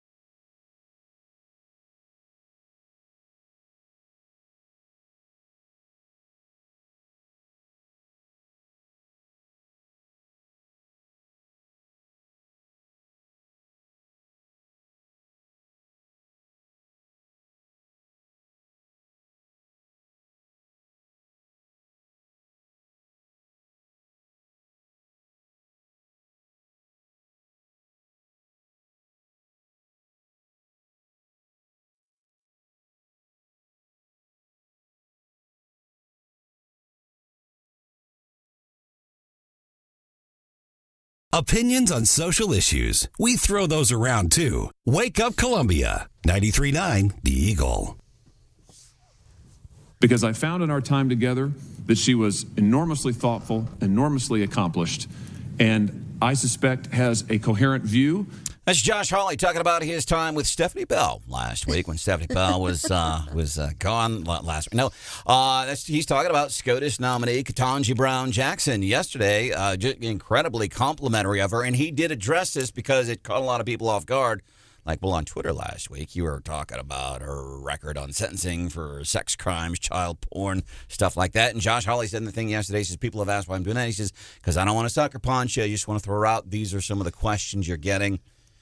I don't know if that's exactly his intent. Seems like a little bit like, I better CYA here, because he got roundly criticized from everywhere for some of those tweets. He might be saving face a little bit, but it does draw a distinction between how conservatives, are treating her versus how liberals treated Brett Kavanaugh. I mean, they would have never said a nice word about him, period. Because I'm thinking if Holly was saying this about Stephanie. Because I found in our time together that she was enormously thoughtful.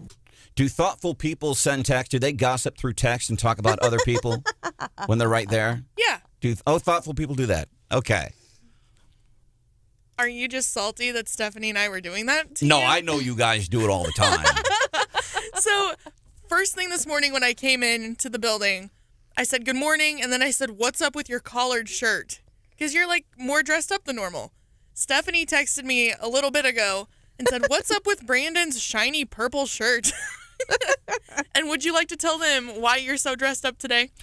So, I haven't been able to get to laundry for a while because I've been incredibly busy dealing with my mom, dealing with other stuff, as a matter of fact. And so there's an event tonight, a couple of events. Taylor Burks, who's running for the 4th Congressional District, is doing a Columbia Family Leadership Forum. Now, this is not really about Taylor, is what he's done. Pretty interesting. He's bringing a bunch of people in to talk about different issues. Also, there's an event for John Martin tonight, who's running for the House of Representatives. I'm going to both of those events. Don't know if I have time to change. And I haven't been able to do laundry, so I'm getting to the really nice stuff in my closet that I don't always get to wear. Next stop, if I still can't get to laundry, I'm going to have to go shopping and just buy new stuff. Julie, can you talk trash in 15 seconds? What do you got to say? Well, so I do know that struggle is real to find trash bags in the community and in their thing. But what I want to know is two things. This morning at 5:45, there was a trash truck that went down my mother's street of a street with only 8 houses on it. Yet they didn't stop. They didn't do anything. They were just tootling along. Okay. My big question is, and I just heard this over the weekend, there are only 2 candidates that are running for mayor that are totally against the city getting rid of their... Thank you for the phone call.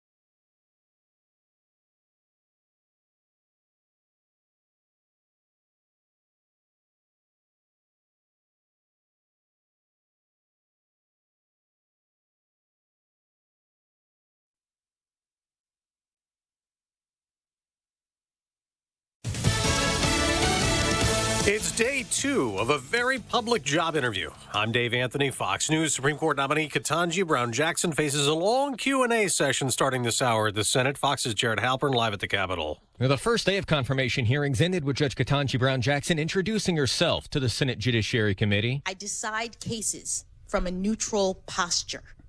I evaluate the facts. Today, the Supreme Court nominee faces a marathon session of questions from senators. Republicans like Josh Hawley intend to ask about sentences handed down by Jackson in several child pornography cases. Below what the federal guidelines recommended and below what prosecutors requested. Jackson has been confirmed by the Senate before to serve as a district court judge and then federal appeals court judge. Dave. Jared, a Russian opposition leader who's long been critical of Vladimir Putin, sentenced to 9 years in maximum security prison on charges Alexei Navalny calls bogus, fraud, and contempt of court. Navalny is already behind bars on parole violations. 2 years ago, he was poisoned and nearly killed. This as Russians keep bombarding Ukraine. That's in Mariupol,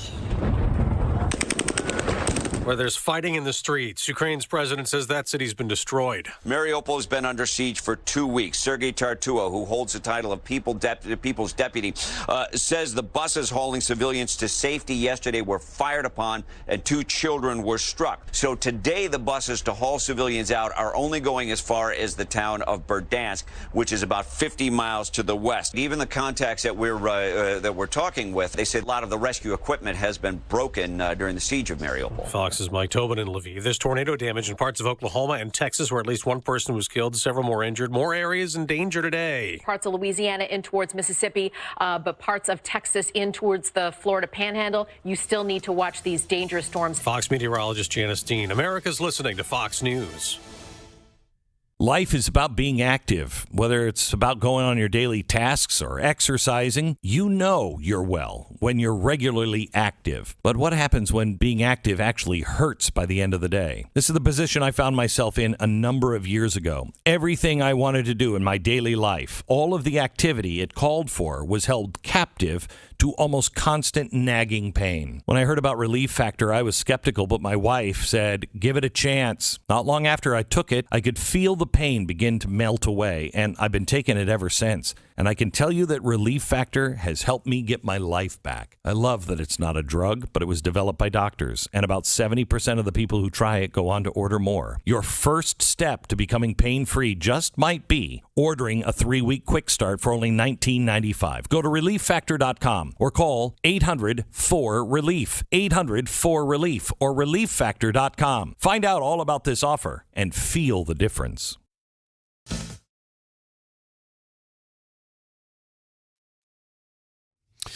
93.9 The Eagle News Time with Robinson's Cleaners. Robinson saves you time. It is 8:03. We do have light rain falling here in mid-Missouri. It's 50 degrees right now. Rain continuing today. Our high 66. That rain continues tonight. A low near 43 degrees. 50 again here in Columbia. It's 48 in Jefferson City. Good morning, everyone. And here are some of the stories we are working on for you. At this hour, a breaking story, but somewhat expected story. The UM Board of Curators have just in the last about 20 minutes voted to formally approve the contract of Dennis Gates as the next head basketball coach for the University of Missouri. Details from my colleague Andy Humphrey. Multiple reports said over the weekend that Dennis Gates will be the next head coach of the Tigers, replacing Conzo Martin, who was fired 2 weeks ago.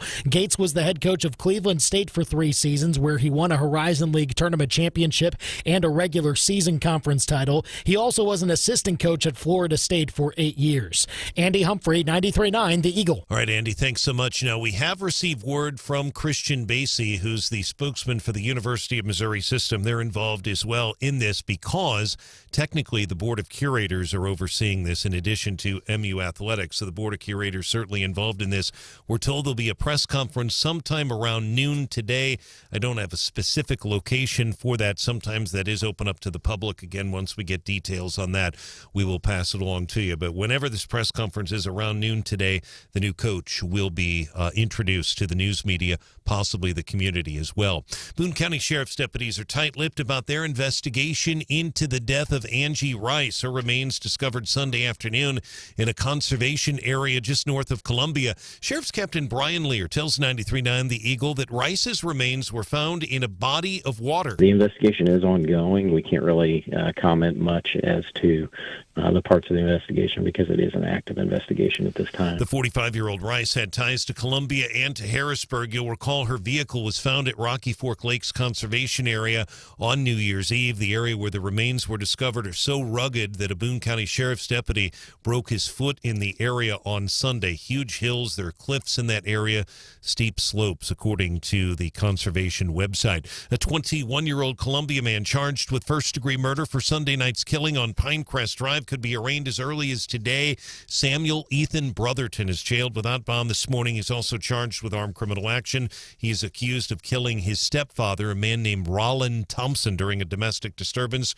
We have a picture of Samuel Ethan Brotherton on the website right now, along with my story, 939theeagle.com. Columbia voters will likely be casting ballots in August on a proposal to repeal the city's prohibition on residential roll carts. The city council first read the proposal at Monday night's meeting. Also, an activist who is challenging 3rd Ward Councilman Carl Scala joined us live yesterday on Wake Up Columbia. He says that the 3rd Ward in Columbia, which is the northeast part of town, doesn't have any resource hubs in it. His name is Roy Lovelady. My church, I've been speaking with my church, and my church is planning on, I go to United Community Cathedral, and they're working towards opening a center. Mr. Lovelady would like to see more parks and sidewalks in the 3rd Ward, along with more community policing as well. Carl Scala is Columbia's Mayor Pro Tem, and you can hear the full interview with Mr. Lovelady on our website. It is 939theeagle.com. Our news is brought to you this hour by the Callaway Bank. The Callaway Bank is with you for the moments that matter. 93.9 The Eagle News Time, 8:06.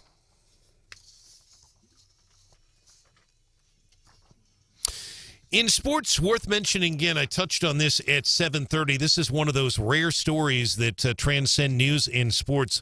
I've noticed the television stations this morning have all been leading with the new basketball coach, and probably rightfully so. It's a huge deal, though we got a lot of other big stories happening in town. Just a lot, quite frankly, about 5 lead stories right now that we could lead with. Dennis Gates will be introduced to the press at about noon today here in Columbia from Cleveland State. His family expected to be there as well.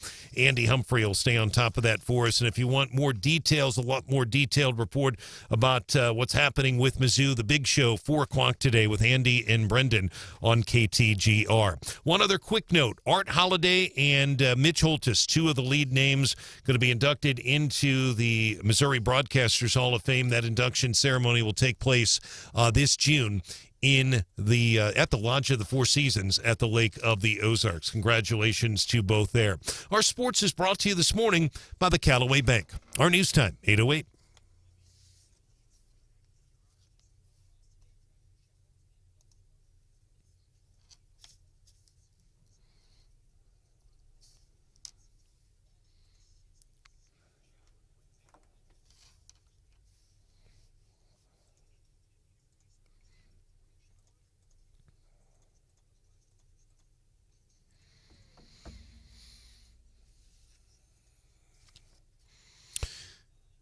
John, thank you. Great work this morning on television as well. Weather brought to you by the Callaway Bank. They're with you for the moments that matter. It's 50 degrees.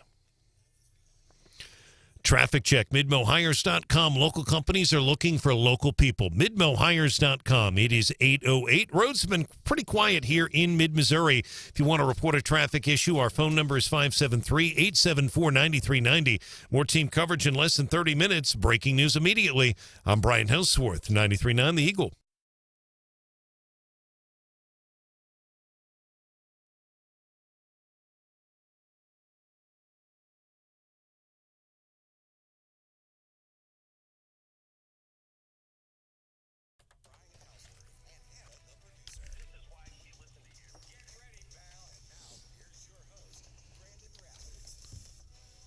And furthermore, Susan, I wouldn't be the least bit surprised to learn that all 4 of them habitually smoke marijuana cigarettes. Reefers. These high school boys and girls are having a hop at the local soda fountain. Innocently they dance.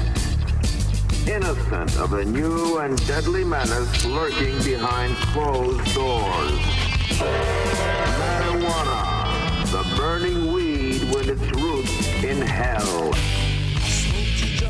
I think that's why a lot of old white guys, by the way, I have a differing opinion on this, but I think it's why a lot of old white guys are adamantly against recreational marijuana, although that we've seen the tide of change over the past 10, 15, 20 years. But it was because we watched those movies in the 8th grade like that. Remember, you'd get excited. The teacher would bring in the movie projector, and you'd be like, yay, it's movie day. And we'd watch this old black and white reefer madness, talking about how bad marijuana was, and it's the devil's weed, and all these bad things are going to happen. They show these graphic images of women like dancing, and they would show these images of people having a good time and stuff. They were showing this like in the 8th grade in the movie Reefer Madness. Obviously that has changed. It seems to be, even in Missouri, and it's for differing reasons, seems to be universal support for legalized recreational marijuana. ACLU backs it for their reasons, and NAACP, they back it for their reasons. But I think the really smart people, they back it because, hey, let me choose whether or not to use it, and physically safer than alcohol. But not everybody completely on board with it. I want to bring in Shane Roden, state representative, reps Jefferson County, south of St. Louis. Done a lot of work in the field of medicinal marijuana, recreational marijuana. Medicinal marijuana, folks, they're not completely on board with recreational marijuana. Why are some of the reasons they are pushing back, Representative Roden? Well, it's kind of interesting hearing one of the big things is that in the new proposed language, there's no caps on how many licenses can be issued out. And what they see is a direct threat to their business industry. They look at this as nothing more than a way for they're concerned about their little monopoly that they have in the medical industry, and that's concerning to them right now. Because I'm thinking... And by the way, people in the medical marijuana industry, the hoops they had to jump through, the regulation, and X number of licenses are going to be granted. It's going to cost a whole bunch of money, and not everybody's going to get one, and you're going to be heavily regulated. And then a couple years later, recreational weed. Are the people in the medical marijuana industry, what is their take on the potential threat of their business being decimated by recreational marijuana? Well, they're already seeing some of the issues now where a lot of these individuals came in thinking they were going to have a good investment, provide something, and they had a corner market. They spent a lot of money on capital, a lot of this, and again, all done through the initiative petition process, I want to make sure people realize the whole medical licensing stuff and the fiasco came through an initiative petition process and not the state legislatures. It created a lot of hassle and hoops and trouble for them to make a profit. And then, honestly, once medical kind of became legalized, there was a lot of people in the law enforcement community that just, there's so many gray areas on stuff that how do I know that you can't that you grew it in your own basement, or if you didn't, or okay, so you paid $100 for a car but you didn't. It's to a point where people have gotten to it's why am I going to? Yeah, it's too much. One of the other things I've heard from law enforcement, well, you can carry this amount of weed with you, medicinal weed, when you're out in your car or whatever. How many officers have scales in the car to weigh that? And I suspect, and I'm not speaking specifically to local law enforcement, but I suspect even several years ago, because I would see it when I would spend time with law enforcement, start to, we're not gonna bag and tag this dude because he got a little bit of scratch weed on him, man. We just we're not doing it. Our guest, Shane Roden, state rep, Jefferson County, south of St. Louis, joining us here on the show this morning, talk about the medical weed industry pushing it back against the recreational weed industry. Branden, thanks. I'll tell you, for people that don't know, Representative Roden is a pretty prominent lawmaker in Jeff City in that he's a senior. But more importantly, you are the chairman, sir, of the House Public Safety committee, and you have the ear of the speaker. I mean, Rob Vescovo is right next door to you in your district, so if you need to tell him something, you just literally walk over and tell him. But I am curious about what Branden referred to, and I think he has some very good points there about some of the history. But in terms of just recreational, take the medicinal thing out of it, recreational marijuana, the critics of that, and I've heard it over the years in the legislature, is that marijuana is a gateway drug. Critics will say marijuana is a gateway drug, that it leads to cocaine, leads to methamphetamines, leads to whatever. Your response? You know, I don't know if we have a lot of research that really points that is still a gateway drug or consideration. And then the other side of it is how many people that they've used on the research, on some of the research that has been done from the cocaine and methamphetamine, how many of them truly got their start because of marijuana or because of the lifestyle that they are living? Causation versus correlation. Yeah. I don't know if we can sit here and go, oh yeah, it's the gateway drug, and the reality is they live a different lifestyle, and they're going to do meth or coke, whether or not they ever tried marijuana in the past.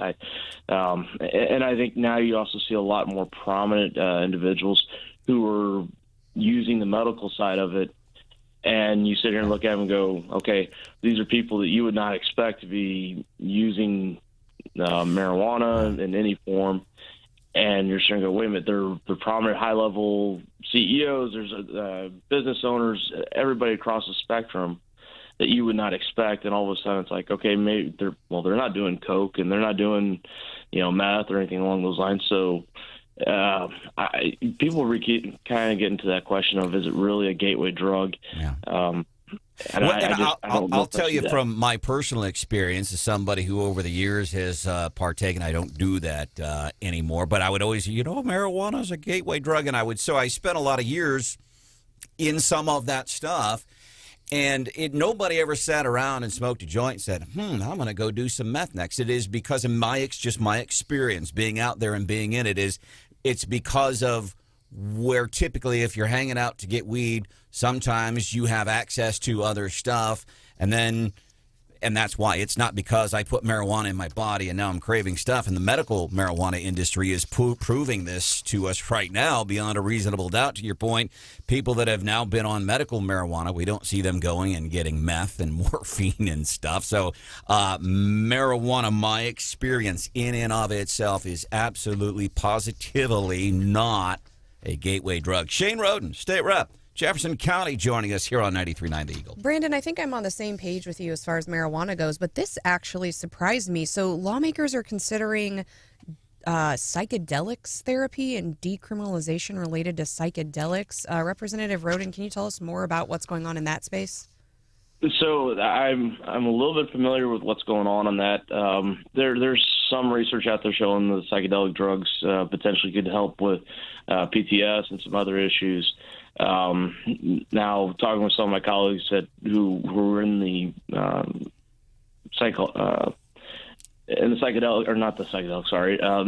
psychology field, actually have some doubts about that study, and so I don't know if it's that prominent of consideration at this point in time. I think there's a lot left to be examined on that one as far as the psychedelics go. I know, because isn't it weird? Because we used to laugh about marijuana legalization 25, 30 years ago. Oh, my 10 God, years ago. 10 years ago. 10 years ago. And now so we've got legalized weed mostly. And then there's the psychedelic drugs. And I know there have been a lot of studies over the years that say there are some benefits, not to say, hey, go home and drop some acid every night, and that'll make you feel. It's not that, but definitely some studies there.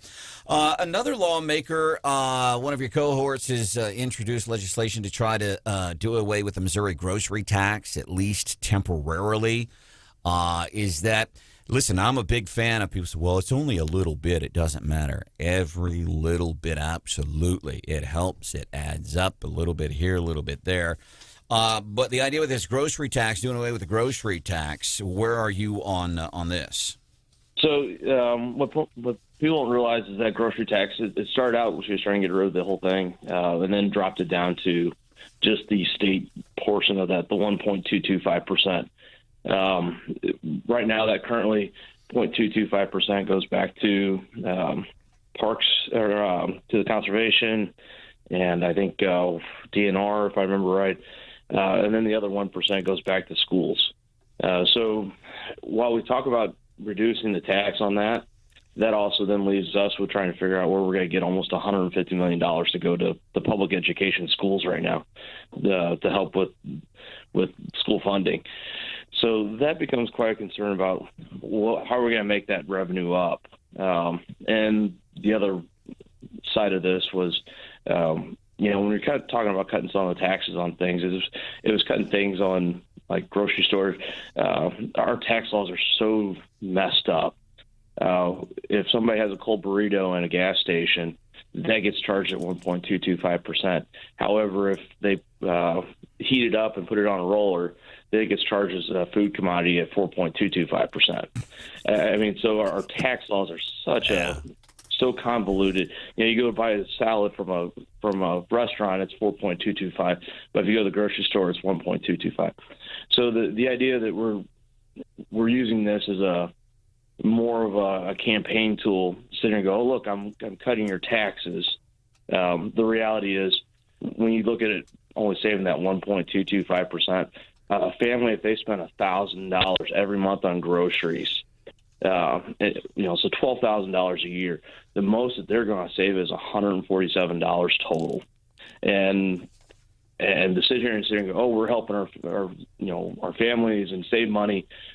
When you're talking less than $12 a month that you're going to save, that's I get the idea that it's saving money, but given really doesn't amount to. Well, and given inflation, it's not really a drop in the bucket, really, right? Yeah, it doesn't amount to a hill of beans, is what it is. I want to zoom out for just a moment. You guys have been on spring break the last week. Things were contentious, to say the least, before spring break. I guess everyone kind of came back yesterday. You're scheduled to be back in today. What's the overall, and I know you're in the House, not over in the Senate, but obviously everyone talks. What's the overall vibe? Is there a different, did people get some sun, take a deep breath, and are they ready to come back and work? Or are tensions still just as high as when you left the building? I think some people are starting to realize that there's 52 days left of session. And some of us still have priorities that we're trying to get done and trying to help our citizens back in our districts. And the Senate picked up quite a few bills yesterday and started working again. So maybe that's a good sign that they're making a path forward and trying to get to some other stuff. There's probably 90% of the legislation we deal with up here in Jeff City is non-controversial, simple stuff that has little effects has rippling effects that actually mean a lot to people, that really doesn't, that everybody can sit here bipartisanly go, yeah, why are we doing this in the first place? Or, well, that makes sense. Let's go ahead and do that. There's probably 90% of the legislation we do that's like that. And the problem is we get hung up on some of these little cantankerous issues and we forget about our people back home and we stop doing our job, basically, because we want to sit here and argue over, 10% of the bills. State Rep Shane Roden, Republican, Jefferson County, talking medicinal, the medical marijuana community versus recreational marijuana, along with some other topics this morning. Anything else you want to add for the citizens of Missouri before we let you go? One of the other big things that's kind of concerned with the initiative petition process, this doesn't just only affect the medicinal marijuana and the recreational.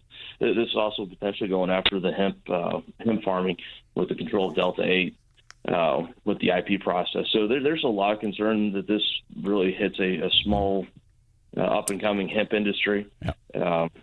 So there's many consequences if we don't act in the legislature this year. Yeah. There's some potential consequences that we're not going to like coming down the path later on. So, right, Shane Roden, thank you very much. Delta 8 is kind of something legalized from the Farm Bill of 2018. It's basically, it's like THC, but it's a legal form, but you can buy it.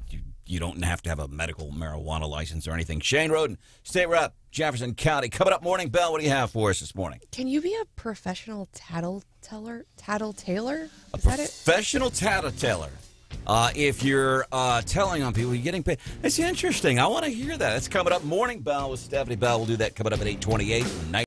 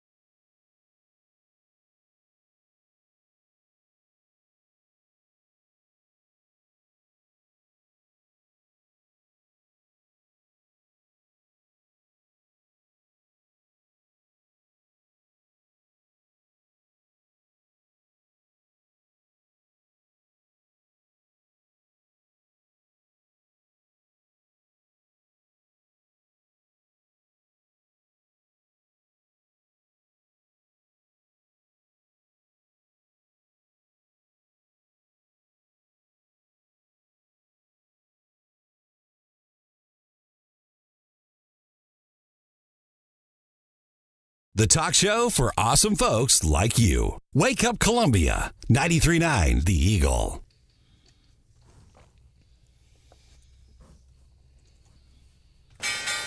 Morning, 8:29, time for the Morning Bell with Stephanie Bell. You want to do it at 8:35? I am. This is not my fault, actually. I was done with You're so rude. I was done with the conversation with Shane Roden, but Stephanie's over here going, one more question. So I was ready. It was an important one. Yeah. Morning Bell at 8:35. What do you have for us? Well, I want to know if you can be a professional tattle teller. Also, we'll be featuring this. Are you ready to announce a run for that seat, that Don Young seat for House of Representatives from Alaska? That's Eric Bolin asking Sarah Palin if she might run for the U.S. House of Representatives. That's coming up at 8:35.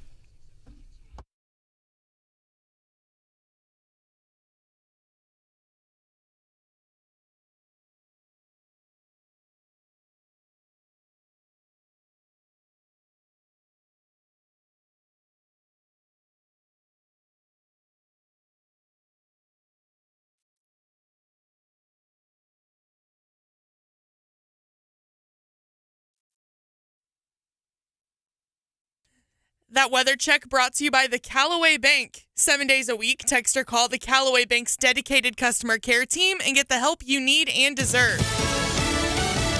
Fox News, I'm Chris Foster. President Biden's Supreme Court nominee, Ketanji Brown Jackson, takes questions today from members of the Senate Judiciary Committee. I am acutely aware that as a judge in our system, I have limited power, and I am trying in every case to stay in my lane. She's been a federal judge since 2013. Ukraine's military is getting more protection from Russian airstrikes. The U.S. is reportedly sending some Soviet-made air defense equipment to Ukraine, including SA-8 short-range surface-to-air missile systems designed to move with ground troops and provide cover from aircraft. The Wall Street Journal reports that the U.S. obtained the weapons decades ago through a secret program so they could examine Russian military technology and help train American troops. Fox's Tanya J. Powers. Ukraine's military already has similar systems inherited from the Soviet days and knows how to use them. America's listening to Fox News. And now award-winning local news coverage with Brian Hauswirth on 93.9 The Eagle. 93.9 The Eagle News Time with Robinson's Cleaners. Robinson saves you time. It is 8:31. We do have some light rain falling right now in mid-Missouri. It's 50 degrees right now. Our current temperature, 49 in Jefferson City. Good morning, everyone. We begin this hour with some breaking news as the University of Missouri will be introducing Dennis Gates as their new head coach at a press conference at Mizzou Arena at noon today. That press conference will be held inside the Albrecht Family Practice Arena at Mizzou Arena. Noon press conference. My colleague Andy Humphrey will be on hand covering that, Dennis Gates, and I have confirmed with Courtney Day this press conference is open to the public. So if you want to go, you can go. They want you seated, though, by 11:50, noon press conference again inside Mizzou Arena in Columbia. Meantime, the new Schnucks on Columbia's Clark Lane will open bright and early tomorrow morning. Schnucks has hired about 80 employees for its new Battle Crossing store in Northeast Columbia, which opens tomorrow morning. They still have several openings. The store will open at 7 a.m. tomorrow, and a ribbon cutting will follow 2 hours later at 9. The new 48,000 square foot store will have a heavy focus on fresh departments like meat, deli, bakery, and produce. It will also include an expanded prepared hot food menu with an indoor seating area. Chuck Murphy will manage the new store. He relocates from Schnucks' popular Eat Well in Columbia. Don Luzader, 93.9 The Eagle. Columbia City Council first reading a proposal last night sending the roll cart issue to voters in August. Inside window panels will be installed at a downtown Columbia parking garage. It's been the site of several suicides over the last several years. 5th and Walnut Garage downtown. Our news brought to you by Hemi Construction here in Columbia. 93.9 The Eagle News Time, 8:33.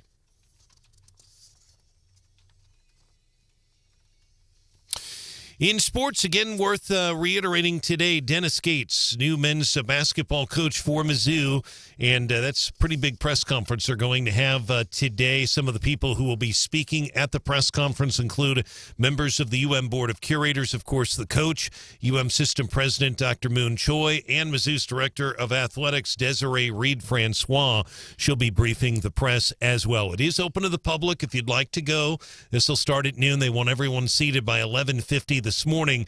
Albrecht Family Practice Facility inside Mizzou Arena here in Columbia, and Andy Humphrey will be on hand for that. Andy will break this down in a lot more detail, KTGR at 4 o'clock today, but we'll have updates as well on our newscasts. And Mitch Holtis will be inducted into the Missouri Broadcasters Association Hall of Fame. He will be inducted at a June ceremony. Longtime voice. Everybody talks about the Kansas City Chiefs, rightfully so. He was the voice for years of the K-State Wildcats during the Bill Snyder era before he became the voice of the Chiefs. Sports brought to you by Adam Kinser, ServiceMaster of Columbia.com, 573-443-8383. It's 8:34. Traffic check with MidmoHires.com. Local companies are looking for local people. MidmoHires.com. Find a job, post your job opening today. Roads are pretty quiet mid-Missouri. More team coverage in less than 30 minutes, and we have breaking news immediately. I'm Brian Hauswirth, 93.9 The Eagle.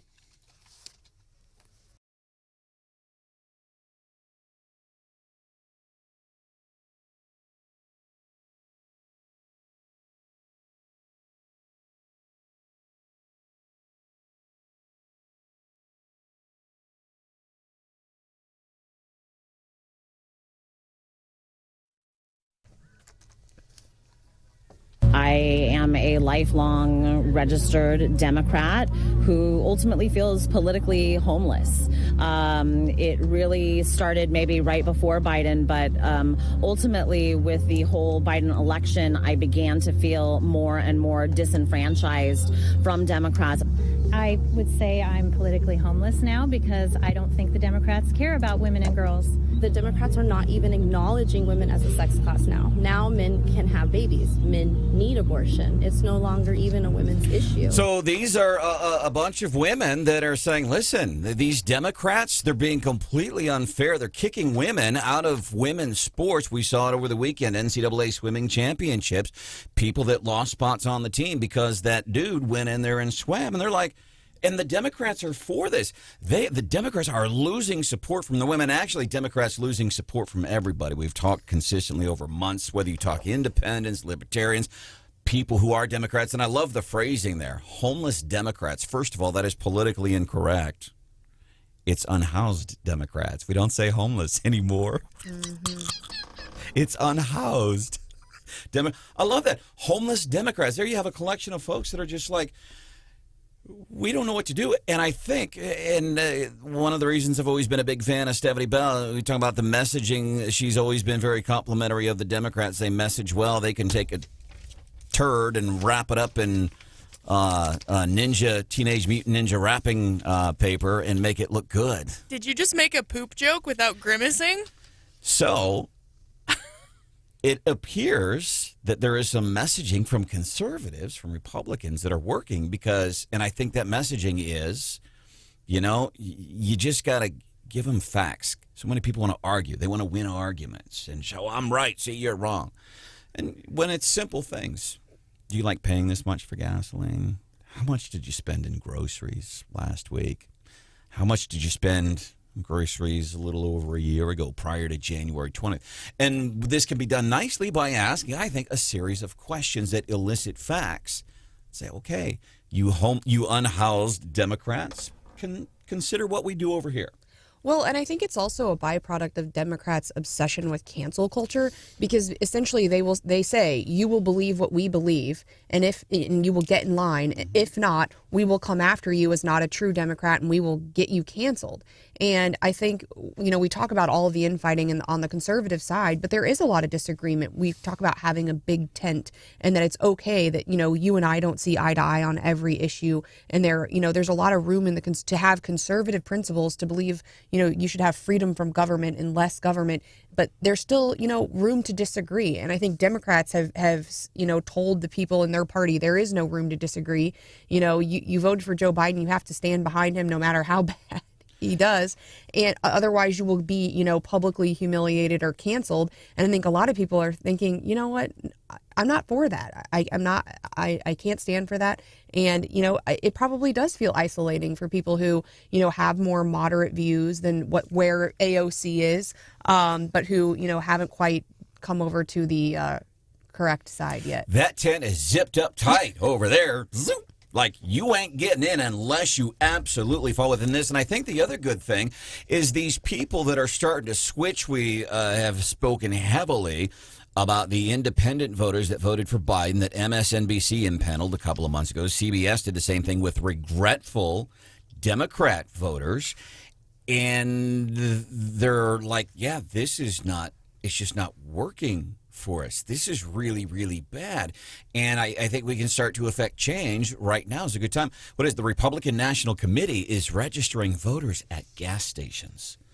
That is simply brilliant.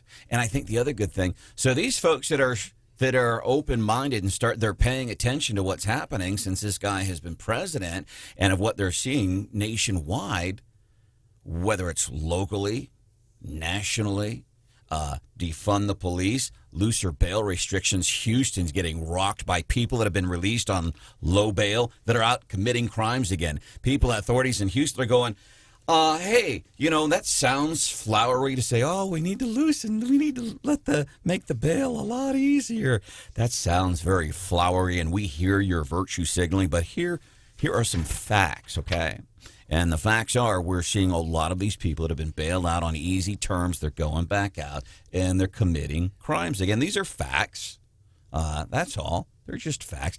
So if we're getting a lot of these Democrats, these regretful Democrat voters, or as these people are calling themselves, homeless Democrats, we're getting more and more smarter people, I think, to say, hey, listen, this is bad. And that's the thing, because us smart people, we know this already. We say the echo chamber. It's us echo chamber of intelligent people. That's the echo chamber. We're smart. You're listening to Wake Up Columbia with me and Stephanie and Hannah and Brian. And you're getting smarter by the minute. Yeah. So you're in the chamber of intelligence is what we'll call it. The echo chamber of intelligence. But these people are getting it. And you're getting it too. And I hope that we continue this messaging. As a matter of fact, last night, and I love this because I have confirmation bias sometimes, Stuart Varney on Fox Business News talking to Trump, and he's just asking Trump, and I want to be careful. I don't want to get us kicked off of YouTube here. Again, asking, like, do you think it's wise in moving the party forward? And I think it's brilliant what he said. And here's why I think it's brilliant. Because I've been saying it for a long time now. That's why it's brilliant. I'm kidding, obviously. But he asked Trump yesterday, he's like, hey, do you think that's good for the party? You keep harping on 2020. The facts, there's nothing there. We got to move forward. Trump stuck to his guns. He's like, no, we need to keep doing that. It does us no good. It just doesn't. And it's part of this messaging that I think hopefully when we see people on Fox and when we see people here around town. One of the things at the Como Man show this weekend, Hannah and I got to chat with a bunch of people. And one of the things, whenever we meet a listener, I love to ask, what is it that you like about the show? Yep, you sure do love to ask that question. I do, because what is it that you like and what is it that you don't like? Yeah. I thought you had something to say. I'm just laughing because you do ask that question all the time. Is he waiting for them to say, well, I really like Branden Rathert? Yeah, I feel like a comment. I have to laugh when he asks it, because sometimes it does feel like you're fishing for compliments. Yeah. But I get what you're doing. So to be very clear, I'm absolutely not fishing for compliments. I get plenty of those every day. I don't need any more. Wow. But what is it? And here's what we get back. And Hannah knows, because Hannah's been with me, and people come through the building. We've talked to people. What are some of the consistent answers that we get? We're real, I think, would be a big one. We're funny. I'm glad other people think we're funny. This has really increased my confidence, because my husband always tells me that I'm like very not funny and my timing is horrible.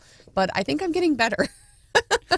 No, you're great. It's all great. But one of the other things, and this is what I've started hearing recently, as a matter of fact, we had I think it was a family from Ashland. It's a woman. She's just opened up a salon, and it was her husband, and they had a teenage son. I brought him over to meet Hannah, and we're asking them, what is it you like? And I love one of the things they said is because you're explaining why this stuff is important. And that's not the first time I've heard that, and that's the thing. I think that goes to the messaging, not just what we do here, whatever we do here, it doesn't matter, but the messaging for conservatives, independents, whatever, the messaging Do you like what's happening? What is it that you like about being a Democrat? Okay? So I think it's messaging. Yeah, and I mean, there are a lot of people out there who say, well, like, oh, politics, there's too much, they just like, I'm not interested, right? And I just want to live my life and, do my business and all of that. And I think for a lot of people, they woke up during COVID, not only because of all the stuff happening in schools with their own children, but, you were trying to run your business and stay out of politics. And then you realized it was politicians who just shut your business down with the snap of their fingers. And they realized, you know what, it does matter. And it can affect me. It can affect my family. It can affect my neighbors. And if I don't pay attention and know who I'm electing, especially to these local offices, I could be in real trouble. And it matters how I view the government and how the people who are leading me view the government and view my individual freedoms and whether or not they respect the Constitution or not. And I think, a lot of people have had kind of an awakening to, I can't just tune out politics. And you have dudes that are bumping chicks off their sporting teams because they say they're a chick. No. See, my daughters, no, that's not going to work. I don't care what the party affiliation is. So we have a lot of that. Here's another reason why it matters. Gas prices. Here's another thing you can tell people. Well, it's not Biden's fault gas prices are high. Yes, it is. So you can just look at facts. Number one, since Biden, let me say this, since January 20th of 2021, gas prices have gone up. And they've gone up especially in the past 4 to 5 weeks with the Russian invasion of Ukraine. Here's why it's the blame is solely laid at the feet of Biden. Besides shutting down pipelines, well, those weren't in production anyway, but we're going that way, so that matters.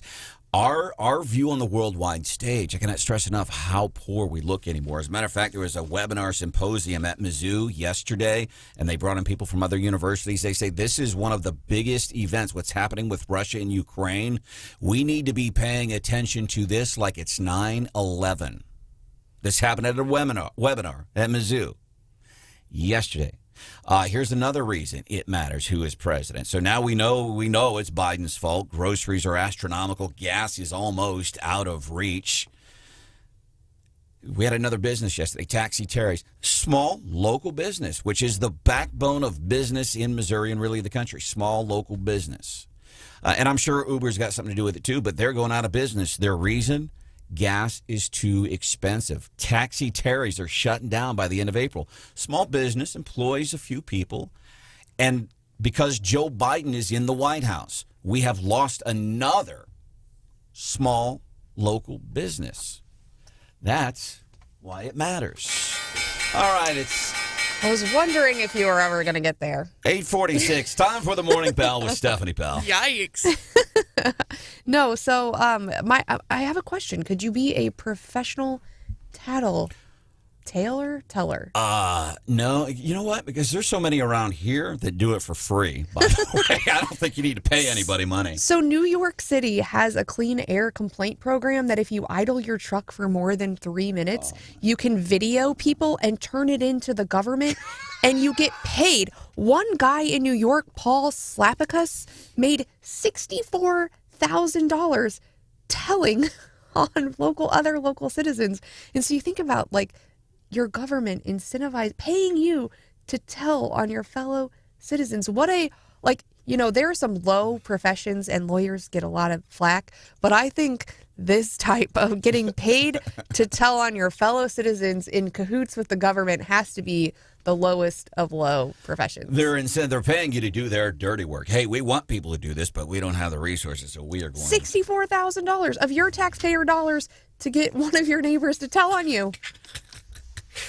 Again, I hope that you will, if let's say you voted for Biden or if you're a certain political persuasion that's not conservative or at the very least independent, do hope that you'll consider, this for a bit. Coming up on 93.9 The Eagle, see if we can get to some leftovers today. Are you ready to announce a run for that seat, that Don Young seat for House of Representatives from Alaska? Eric Bowling from Newsmax asking Sarah Palin, former governor of Alaska, former vice presidential candidate.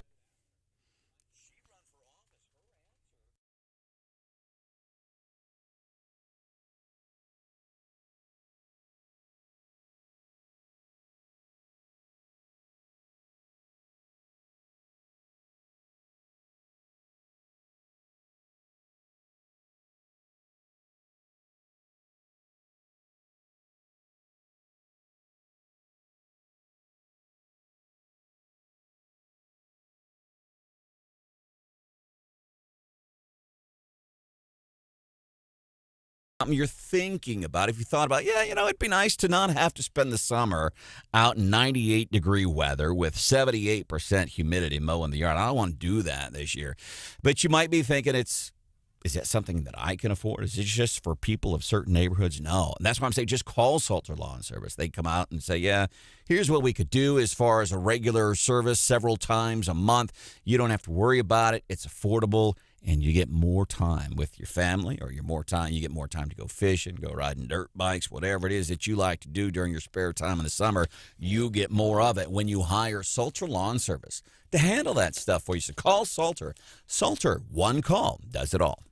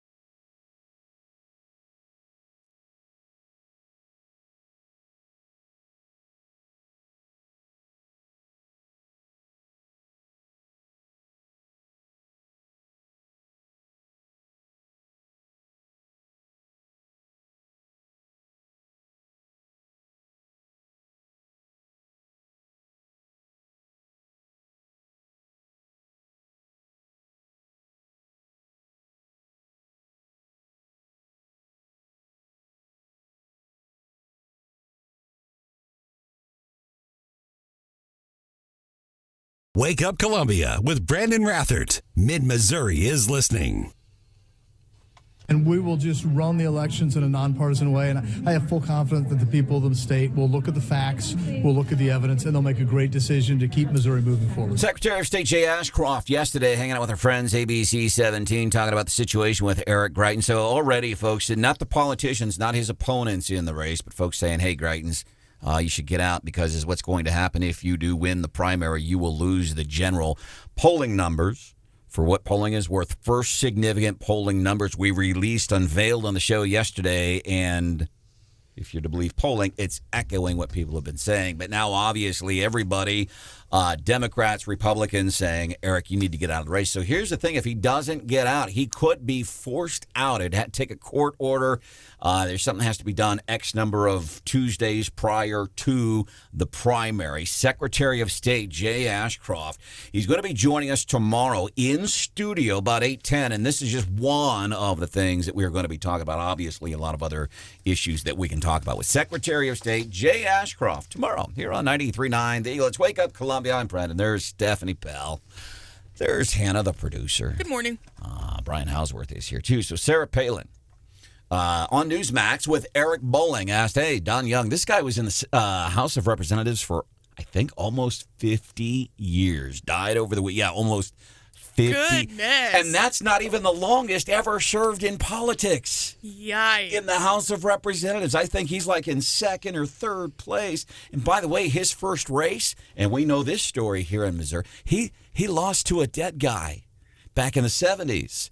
Fascinating. What? Yeah, lost to a dead guy. Well, okay. Special election, and then ran and won. So Sarah Palin asked on Newsmax if she would run for that office. If I were asked to serve in the House and take his place, I would be humbled and honored, and I would. Yeah, in a heartbeat, I would. I like it. And you know why I like it? Saturday Night Live has not been funny in a really long time. And when I heard that, all I saw was Tina Fey. And if Tina Fey gets to make a comeback as Sarah Palin on SNL, I would totally tune in for that again. You know what I think would be really cool, and please don't get butthurt over this, because I used to love... Be careful. Be careful. Well, Alec Baldwin doing Donald Trump, phenomenal. And did I ever tell you the story about 2015, how I got my tail kicked for supporting Trump? So please understand, you're talking with one of the biggest Trump supporters locally that you've seen. And I loved Alec Baldwin doing Donald Trump because you know what? It's just humor. It's satire. Can you imagine a segment on Saturday Night Live, Tina Fey doing Sarah Palin, and you got Alec Baldwin on there doing Donald Trump? And remember when Melissa McCarthy did... Sean Spicer? Yes, that was incredible. Now, didn't your support of then-candidate Donald Trump, didn't Gary Nolan have to do the chicken dance? Gary Nolan and I, and one of my favorite memories, I got a lot of beautiful memories here in Columbia. One of my favorite memories of all time, Gary Nolan, the day before the election, all the polls showed Hillary was going to win. And I said, no, Donald Trump is going to win this race. Nobody believed me. Gary so much did not believe me. He said, I'll do a dance on Facebook or on the video or whatever it was. I'll do a dance on Facebook and post it on Facebook.